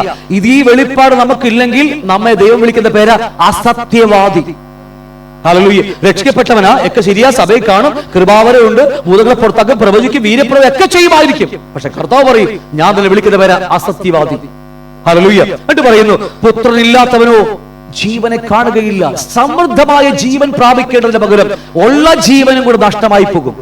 യൂദയുടെ ലേഖനം വായിച്ചാൽ എത്ര വട്ടം നിങ്ങൾ സംസാരിച്ചിട്ടുണ്ടെന്ന് അറിയാമോ? യൂദയുടെ ലേഖനം വരുമ്പോൾ അവർ വേരറ്റുപോയ വൃക്ഷങ്ങൾ, പിന്നെ വെള്ളമില്ലാത്ത മേഘങ്ങൾ, അടുത്തത് 2 ചത്തുപോയവർ. ഉൽപ്പത്തി 2:17 കൽപ്പിച്ച വൃക്ഷഫലം കഴിച്ച് അന്ന് മരിച്ചുപോയി. വീണ്ടും ക്രിസ്തുവിലൂടെ ജീവൻ നൽകി നമുക്ക്. എന്നിട്ടും ആ ജീവന്റെ പുറകെ പോകേണ്ടതിന് പകരം ജഡത്തിന്റെ മോഹത്തിന് പുറകെ പോയി. വീണ്ടും ചത്തുപോയവർ. പറഞ്ഞ മനസ്സിലാവുന്നോട് നിങ്ങൾക്ക് എത്ര ഭയാനകമാണെന്നറിയാമോ? ക്രിസ്തു ജീവിതം ഇന്ന് ലോകത്തിൽ കേൾക്കുന്നത് എത്ര ഭയാനകമാണെന്നറിയാമോ? എന്ന് പറയട്ടെ, എന്നിട്ട് പറയാ, ദൈവത്തിന്റെ നാമത്തിൽ വിശ്വസിക്കുന്ന നിങ്ങൾക്ക് ഞാൻ ഇത് എഴുതിയിരിക്കുന്നു, നിങ്ങൾക്ക് നിത്യജീവൻ ഉണ്ടെന്ന് നിങ്ങൾ അറിയേണ്ടത് തന്നെ. ഹല്ലേലൂയ. ഇന്ന് എന്റെയും നിങ്ങളുടെയും ഉള്ളിൽ വ്യാപരിക്കുന്നത് സാധാ ജീവനല്ല, അത്യുന്നതന്റെ സ്വയേ ജീവനാ. എന്തിനാ ഭയക്കും നമ്മളേക്ക്? എന്തിനാ ആകുലപ്പെടുന്നത്? ഹല്ലേലൂയ. എന്റെ അകത്ത് വ്യാപരിക്കുന്ന ജീവന്റെ തുടിപ്പ്. ഹല്ലേലൂയ. നമ്മൾ പറയാറില്ലേ, എന്റെ രക്തത്തിൽ പിറന്ന മക്കൾക്കാണ്. ഞങ്ങളുടെ കൂട്ടായ്മയ്ക്ക് ഇഷ്ടം പോലെ പിള്ളേർ വരുമായിരുന്നു. വരുമ്പോ പിള്ളേരൊക്കെ നമ്മൾ പറയും, എടാ പാസ്റ്റർ കൂടെ നിന്നോ, പാസ്റ്ററിന്റെ സ്വത്തിന് അവകാശി എന്തെങ്കിലും പാസ്റ്റർ നിനക്ക് എഴുത്തരുന്നൊക്കെ പറയും. ഞാൻ പറഞ്ഞു, മനസ്സിൽ വെച്ചാൽ മതി അവിടെ. കാരണം എന്റെ ചോരയിപ്പുറത്ത് 2 മക്കൾ എനിക്കുണ്ട്, അവർക്കേ ഞാൻ കൊടുക്കത്തുള്ളൂ എന്ന് പറയും. അതുകൊണ്ട് യേശു കർത്താവ് തന്റെ കാൽവരി ക്രൂശിൽ അവസാനത്തുള്ളി രക്തം വരെ ചീന്തിയത് അവന്റെ രക്തത്തിൽ വിശ്വസിക്കുന്നവർക്ക് കൊടുക്കാൻ വേണ്ടിയുള്ളതൊക്കെ. അതുകൊണ്ടാണ് നമ്മൾ യേശുവിന്റെ മക്കൾ എന്ന് പറയാൻ ഒരു മടിയുമില്ലാത്തത്. ഇതിനകത്തറിയാം, അവന്റെ രക്തത്തിലാണ് ഞാൻ ഇന്ന് പിറന്നിരിക്കുന്നത്. ആ വിശ്വാസത്താൽ, രക്തത്തിൽ പിറകാന്ന് പറഞ്ഞാൽ അതുള്ള വിശ്വാസത്താൽ. ഗ്രഹിക്കുന്നുണ്ടോ നിങ്ങളുടെ അകത്ത്? ഹല്ലേലൂയ. യോഹന്നാൻ 5:39, നിങ്ങൾ തിരുവെഴുത്തുകളെ ശോധന ചെയ്യുന്നു, അവയിൽ നിങ്ങൾക്ക് എന്തുണ്ട്? നിത്യജീവനുണ്ട് എന്ന് നിങ്ങൾ നിരൂപിക്കുന്നുവല്ലോ, അവ എനിക്ക് സാക്ഷ്യം പറയുന്നു. വീണ്ടും സാക്ഷ്യം. ശ്രദ്ധിച്ചു നോക്കി, അവിടെ ലേഖനം മാത്രമല്ല, അവിടെ സുവിശേഷ ഭാഗത്ത് പറയുക, നിങ്ങൾ തിരുവെഴുത്തുകളെ എന്തിനാ ദിവസം 5 അധ്യായം വായിക്കുന്നൊക്കെ പറഞ്ഞ് എല്ലാ ദിവസവും വിടുന്നില്ലേ? അവർക്ക് ജോലിയുണ്ട്, ഒക്കെയുണ്ട്. എന്നാൽ പോലും അതെല്ലാം വിട്ടിട്ട് അവർ രാവിലെ തോറും ഇത് അയക്കുന്നത് എന്തിനു വേണ്ടിയെന്നറിയാമോ? എന്തിനു വേണ്ടിയാ പറയുന്നെങ്കിൽ, തിരുവെഴുത്തിനകത്താണ് എന്തുള്ളത്? ദൈവ നിത്യജീവനുള്ളത്. അത് എത്രത്തോളം വായിക്കുന്നുവോ അത്രത്തോളം എന്റെ അകത്ത് ജീവൻ വരും. ഞങ്ങൾക്ക് 40 അധ്യായം ദിവസം പഠിച്ചു വളർന്ന ആൾക്കാരാ. ഇന്ന് 5-8 മണിക്കൂർ വചനം ധ്യാനിക്കാൻ വേണ്ടി സമയം പോകുന്നതുകൊണ്ട് വളരെ കുറച്ച് മാത്രമേ വായിക്കാൻ കഴിയുന്നുള്ളൂ. ഹല്ലേലൂയ. 10-12 മണിക്കൂർ ദിവസത്തിൽ ചെലവഴിക്കുമ്പോൾ, ധ്യാനിക്കുമ്പോൾ, വചനം പഠിക്കുമ്പോൾ, മറ്റു ടോപ്പിക്കുകൾ പഠിക്കുമ്പോഴൊക്കെ സമയം വിട്ടുപോകുന്നു. പക്ഷെ ഒരു കാര്യം ഓർക്കണം, തിരുവചനത്തിനകത്തായി എന്തുള്ളത്? ജീവനുള്ളത്. ഹല്ലേലൂയ. അത് നെഞ്ചോട് ചേർത്ത് പിടിച്ചൊന്ന് വായിച്ചു നോക്കി. ആ ജീവൻ നിങ്ങളുടെ അകത്ത് എഴുന്നേറ്റ് വന്നിട്ട് നിങ്ങളടുത്ത് വാസം ചെയ്യുന്നത് നിങ്ങൾക്ക് കണ്ണാൽ കാണാൻ കഴിയും. ഈ കണ്ണല്ല, അകത്തെ കണ്ണ്. തിരുവചനമൊക്കെ ആ പുസ്തകത്തിൽ എഴുന്നേറ്റ് വരും. നിങ്ങൾ വായിക്കുന്ന വാക്യമില്ലേ, ദൈവത്തിന് തുടിപ്പ് ചില സമയം അനുഭവിക്കാൻ കഴിയും. ആ വാക്യങ്ങൾ നിങ്ങളുടെ പുസ്തകത്തിൽ എഴുതിയിട്ടുണ്ടല്ലോ, നിങ്ങളുടെ അകത്ത് വന്ന് രാജാവായി വാഴും. അതിനകത്ത് ആ ജീവൻ ഇരിക്കുന്നത്. ഹല്ലേലൂയ. അതൊക്കെ പറഞ്ഞ് മനസ്സിലാവുന്നുണ്ട്. ഞാൻ സമയമുള്ളതുപോലെ എടുത്തോളാം. ഇന്ന് തീർന്നിരിക്കാൻ അടുത്ത ആഴ്ച എടുത്തോളാം. എന്നിട്ട് പറയുന്നു, അവയിൽ നിങ്ങൾക്ക് നിത്യജീവനുണ്ടെന്ന് നിങ്ങൾ നിരൂപിക്കണം. ബൈബിളില് നമുക്ക് ദൈവജീവൻ, നമുക്ക് ജീവൻ കിട്ടി സമൃദ്ധിയിലേക്ക് കടന്നു വരണം നമ്മൾ, അല്ലേ? അതുകൊണ്ട് ഈ സമൃദ്ധിയിലേക്ക് കടന്നു വരുന്നത് വന്ന് പാട്ടുപാടിയത് കൊണ്ടോ അല്ലെ എന്തെങ്കിലും ഒന്നും കിട്ടത്തൊന്നുമില്ല. നല്ല കാര്യം, അതെല്ലാം ആവശ്യമാണ്. ദൈവജീവൻ വേണോ? അതിരിക്കുന്നത് വചനത്തിനകത്താണ്. ഹല്ലേലൂയ. മറന്നു പോകരുത്. എത്രത്തോളം വായിക്കുന്നുവോ, എത്രത്തോളം ധ്യാനിക്കുന്നുവോ, ഇല്ലേ, അത്രത്തോളം ദൈവജീവൻ എന്റെയും നിങ്ങളുടെയും ഉള്ളറകളിലേക്ക് ഇറങ്ങി വരും. അത് നിങ്ങളെ ആള് മാറിയവനെ പോലെയാക്കും. ഞാൻ സമയമുള്ള എടുത്തേക്കാം, എന്നാലും വിട്ടുപോയാൽ എന്ന് വിചാരിച്ച ഞാൻ പറഞ്ഞു പോകുന്നത്, നിങ്ങൾക്കറിയാമോ, ഞാൻ ജനിച്ചപ്പോൾ എനിക്കൊരു ജീവൻ ഉണ്ടായിരുന്നു എന്റെ അകത്ത്. സുഖേ ജീവൻ, ദേഹി ജീവൻ. എന്റെ അപ്പനിലൂടെ പകർന്ന സുഖേ ജീവൻ. എന്നെ ആരും പാപം ചെയ്യാൻ പഠിപ്പിച്ചതല്ല, അല്ലേ? അറിയാതെ എന്റെ അകത്തുള്ള ജീവൻ, ദേഹി ജീവൻ, സുഖേ ജീവൻ എന്നെ അതിലേക്ക് നയിച്ചോണ്ട് പോയതാണ്, അല്ലേ? എന്റെ വാക്കുകൾ, എന്റെ പ്രവൃത്തികൾ, എന്റെ കാപട്യവും കപടതകളും, എന്റെ പാപ സ്വഭാവങ്ങളും എല്ലാം എന്തുമാകട്ടെ, ഇതാരും വല്ല ഏത് സ്കൂളിൽ പഠിച്ചിട്ടുണ്ടെങ്കിൽ ഒരു സ്കൂളിൽ ഞാൻ പോയി പഠിച്ചിട്ടില്ല. എന്നോട് എല്ലാവരും, അല്ലേ, നുണ പറയുവാൻ, കാപട്യം കാണിക്കുവാൻ, അല്ലേ, മറ്റുള്ളവരെ ദുഷിക്കുവാൻ ആരെങ്കിലും നമ്മൾ പഠിപ്പിച്ചതാണോ? ആരും പഠിപ്പിച്ചില്ല. ഒരു സ്കൂളിൽ നാം പഠിച്ചിട്ടില്ല. പിന്നെ എങ്ങനെ എന്റെ ജീവിതത്തിൽ വെളിപ്പെട്ട് വന്നു? പിന്നെ എങ്ങനെ എന്റെ ജീവിതത്തിൽ പഠിപ്പിക്കാതെ എന്റെ ജീവിതത്തിൽ വെളിപ്പെട്ട് വന്നു? അതൊറ്റ റീസണേ ഉള്ളൂ, എന്റെ അകത്തുള്ള ജീവന്റെ പ്രശ്നമാണെന്ന്. ഹല്ലേലൂയ. എന്റെ അകത്ത് പാരമ്പര്യമായി അല്ലെങ്കിൽ എന്റെ അകത്തുള്ള ദേഹി ജീവൻ. നിങ്ങൾ എന്റെ കൂടെ ഉണ്ടോ എല്ലാവരും? ഉറങ്ങരുത്. എന്റെ അകത്തുള്ള ദേഹി ജീവനിൽ മറഞ്ഞു കിടക്കുന്നതല്ല. അങ്ങനെയെങ്കിൽ ഞാൻ നിങ്ങളോട് ചോദിക്കട്ടെ, എന്റെ അകത്ത് ദൈവജീവൻ, സ്വയേ ജീവൻ വന്ന് നിറഞ്ഞാൽ ആരെങ്കിലും നന്മ ചെയ്യാൻ പഠിപ്പിക്കണോ? അല്ലേ? സത്യം ഏതാണെന്ന് ആരെങ്കിലും പഠിപ്പിക്കണോ? പറയൂ സഹോദരങ്ങളെ. ഹല്ലേലൂയ. ഒരാളും നല്ല വഴി പറഞ്ഞു തരണ്ട, ഒരു പാസ്റ്റർമാരും നിങ്ങൾക്ക് നല്ല വഴി പറഞ്ഞു തരേണ്ട ആവശ്യമില്ല. കാരണം എന്റെ അകത്ത് വന്ന വചനത്തിൽ നിന്ന് കടന്നു വന്ന ദൈവജീവനുണ്ടല്ലോ, ആ ജീവനിലുള്ള, ആ ജീവനിൽ അറിഞ്ഞിരിക്കുന്ന യഹോവയായ തേജോമാനായ ദൈവത്തിന്റെ സകല ഗുണങ്ങളും എന്നിലൂടെ അറിയാതെ ഒഴുകി വരികയാണ്. എത്രക്ക് സന്തോഷമുണ്ട്. ഹല്ലേലൂയ. ഇതാണ് നമ്മൾ പ്രാപിക്കേണ്ടത്. നമ്മൾ എന്തെങ്കിലും വെച്ചപ്പോൾ എന്തെങ്കിലും പറഞ്ഞ് അല്ലെങ്കിൽ സൂചിപ്പിച്ചു പോകാൻ വേണ്ടിയല്ല നമ്മൾ ആഗ്രഹിക്കേണ്ടത്. നമുക്ക് ദൈവജീവന നിറവിലേക്ക് നടന്നു വരണം. ആ ജീവന്റെ പ്രശ്നമാണ് എനിക്ക് നിങ്ങളുടെ വല്ല പ്രശ്നം. അതിന്റെ കുറവ് തന്നെയാണ്.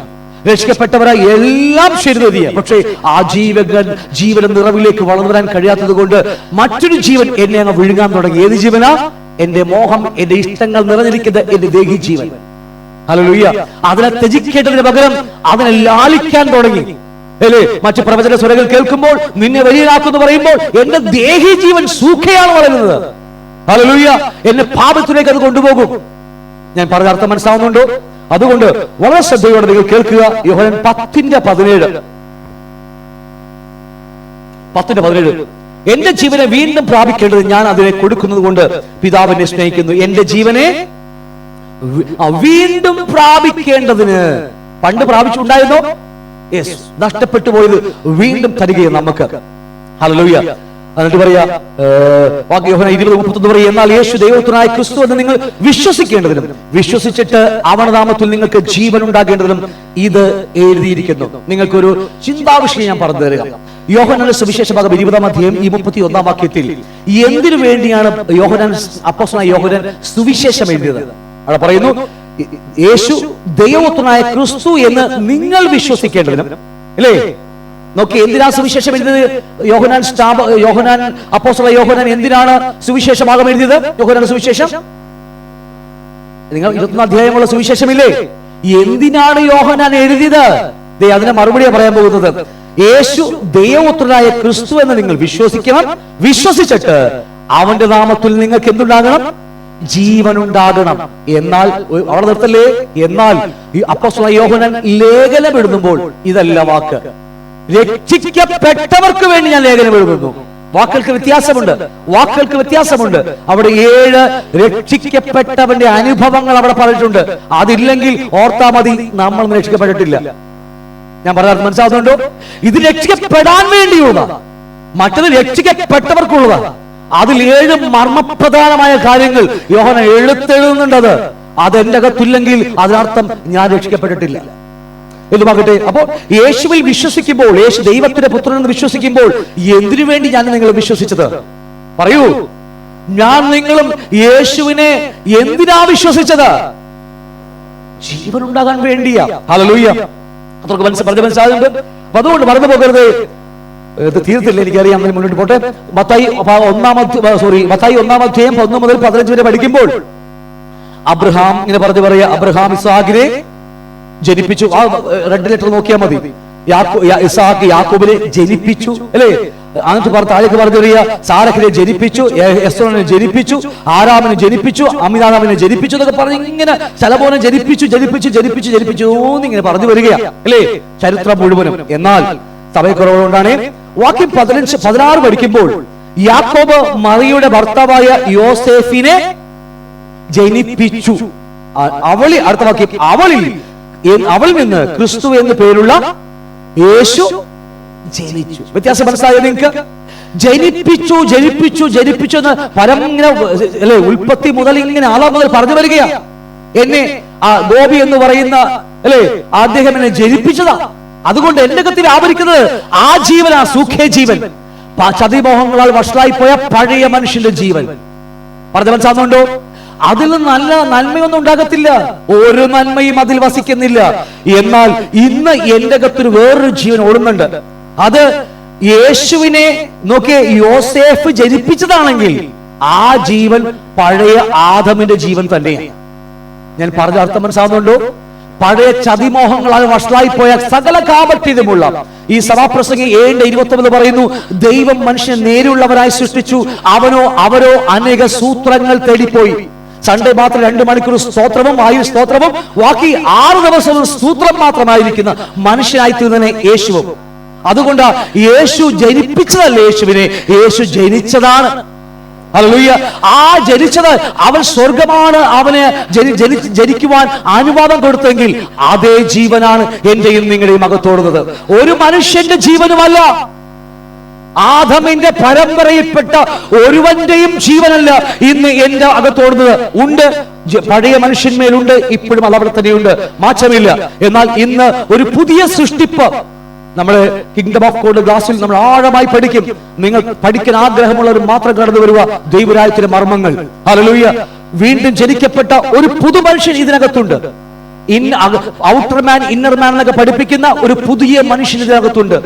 നിങ്ങൾ ചിന്തിക്കുന്ന അപ്പുറമാണത്. ഹല്ലേലൂയ. ഈ മനുഷ്യൻ ജീവിച്ചാൽ ആകുലത, വ്യാധി, അല്ലെ, പുളിച്ചു തകട്ടൽ എന്നൊക്കെ പറഞ്ഞ എല്ലാ രോഗങ്ങളും നിറഞ്ഞിരിക്കുന്ന പഴയ മനുഷ്യൻ ഇവിടെ തന്നെയുണ്ട്. ഹല്ലേലൂയ. എന്നാൽ ഇവിടെ ഓരോരുത്തരുണ്ട്. ദൈവത്തിന്റെ പുത്രനായി ജനിക്കപ്പെട്ട അവന്റെ രക്തത്തിൽ പിറന്ന ഒരു മകൻ ഇതിനകത്തുണ്ട്. യേശുവിനെ കുറിച്ചല്ല ഞാൻ പറഞ്ഞത്, എന്നെ കുറിച്ച് ഞാൻ പറയുന്നത്. അവനെ തൊട്ട് കളിക്കുവാൻ ഈ പ്രപഞ്ചത്തിൽ ഒരുത്തൻ പോലുമില്ല. ഹല്ലേലൂയ. അവനിൽ വ്യാപരിക്കുന്ന ജീവൻ ദൈവത്തിന് ജീവനാണ്. അതൊക്കെ പറഞ്ഞു മനസ്സിലായിട്ടുണ്ട്. മരണം വന്ന് അമ്മാനമാടിയാലും അവനൊരു കുലുക്കമില്ല. സലാം പറഞ്ഞു വേണമെങ്കിൽ കൊണ്ടുപോക്കളാ, ഞാൻ എന്റെ വീട്ടിൽ പോവാന്ന് പറയും. അവന് ഈ ലോകത്തിൽ ഒന്നും പ്രശസ്തിയില്ലെന്നേ, ഒന്നും അവന് ദ്രോഹമില്ല. കാരണം ഈ കാണുന്ന പോലെ നശിക്കുകയാണെന്ന് അവൻ നല്ലവണ്ണം അറിയാം. ഇവിടെ ഒരു മരണം വന്ന് നമ്മുടെ മുമ്പിൽ അമ്മാനമാടിയാലും പറയും, നിനക്ക് എന്നെ കൊണ്ടുപോകാൻ കഴിയുന്നത് ഈ മണ്ണാങ്കട്ട മാത്രമായിരിക്കും. കൊണ്ടുപോയാൽ വിതിൻ സെക്കൻഡ് ഞാൻ എന്റെ വീട്ടിൽ പോകും. ഹല്ലേലൂയ. അകത്തൊരു ജീവൻ തുടിക്കുന്നുണ്ട് നിങ്ങളകത്ത്. ആ മനുഷ്യനെ ജീവിക്കുവാൻ അനുവദിക്കുന്നതാണ് ക്രിസ്ത്യൻ ജീവിതം. ഞാൻ പറഞ്ഞത് മനസ്സിലായില്ലയോ?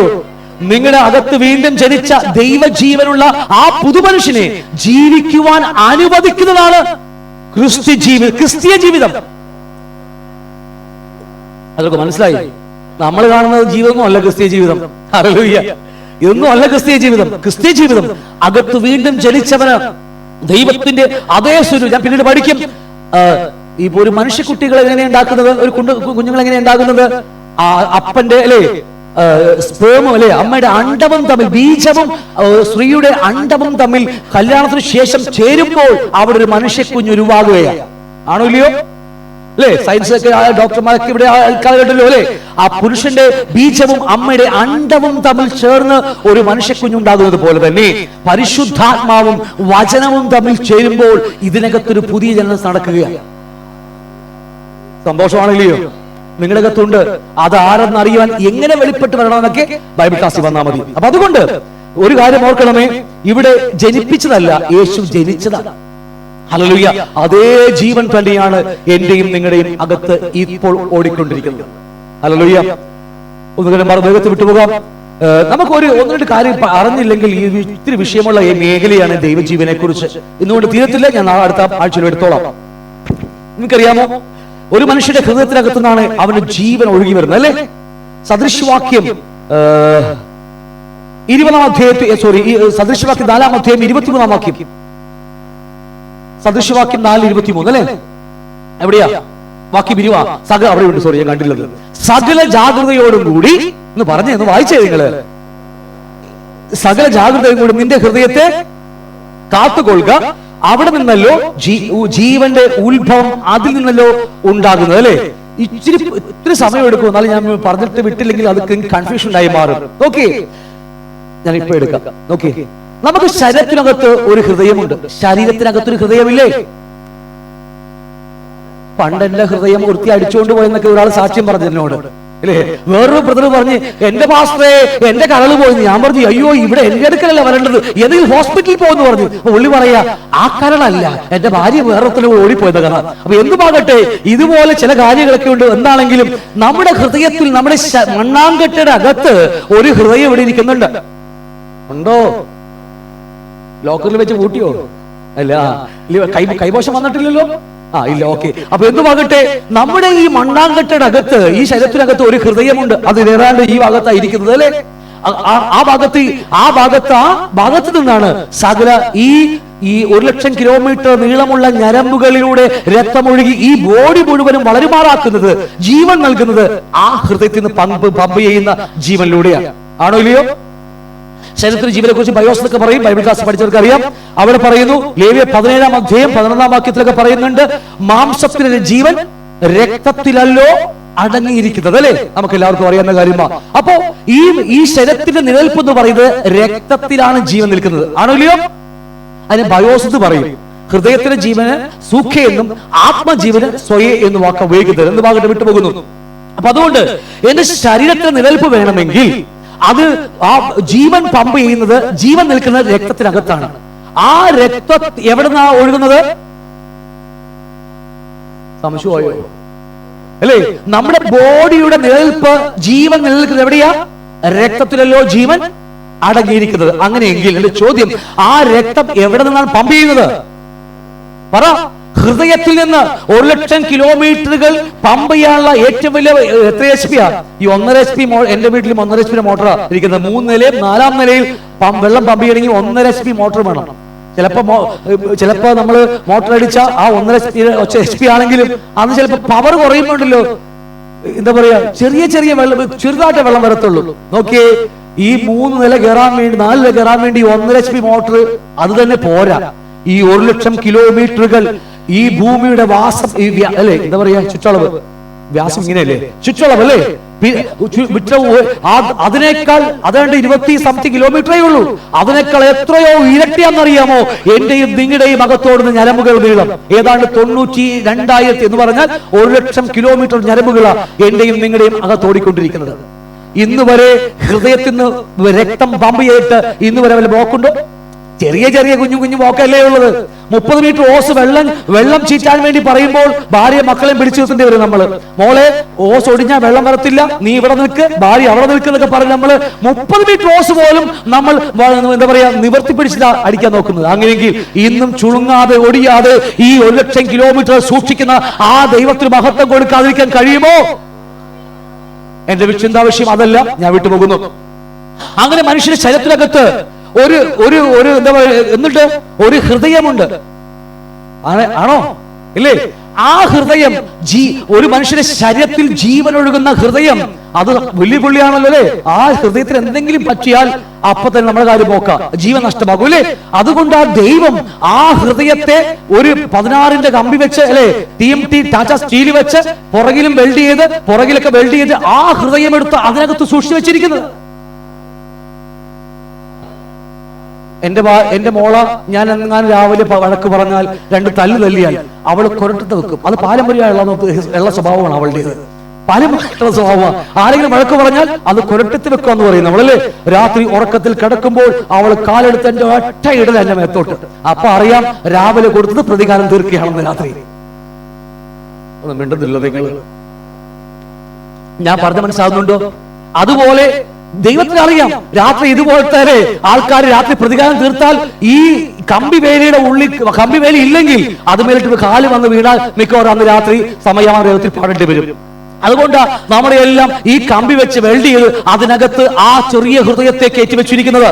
ആ ഹൃദയത്തിൽ നിന്ന് ജീവൻ ഒഴുകുന്നത്. പറഞ്ഞ മനസ്സിലാകുന്നുണ്ടോ? ബയോസ് എന്നൊക്കെ പറയും, അത് ബൈബിൾ ക്ലാസ് എടുത്തിട്ടുണ്ട് അതിനെ കുറിച്ച്.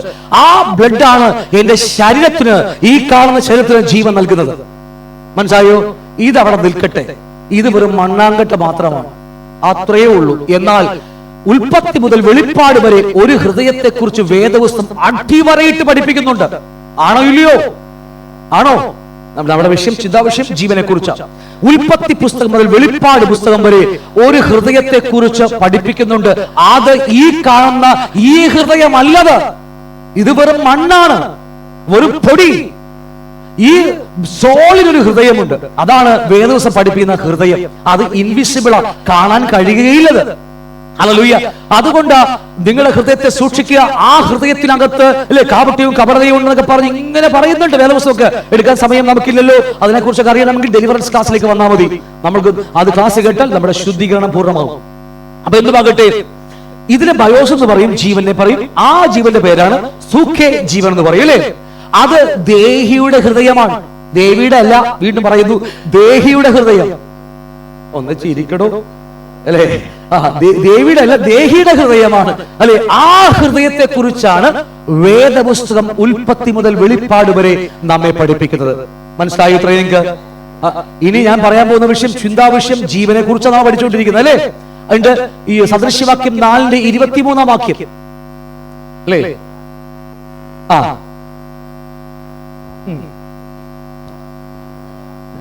ഒന്ന് വാക്യം സകല ജാഗ്രതയോടും കൂടി. ചെറിയ വാക്കല്ല കേട്ടത്, ആ വാക്ക് തന്നെ വർണ്ണിക്കാൻ പോയ സമയം പോരാ. സകല ജാഗ്രതയോടും കൂടി നിന്റെ ഹൃദയത്തെ, ഏത് ഹൃദയമാ പറ?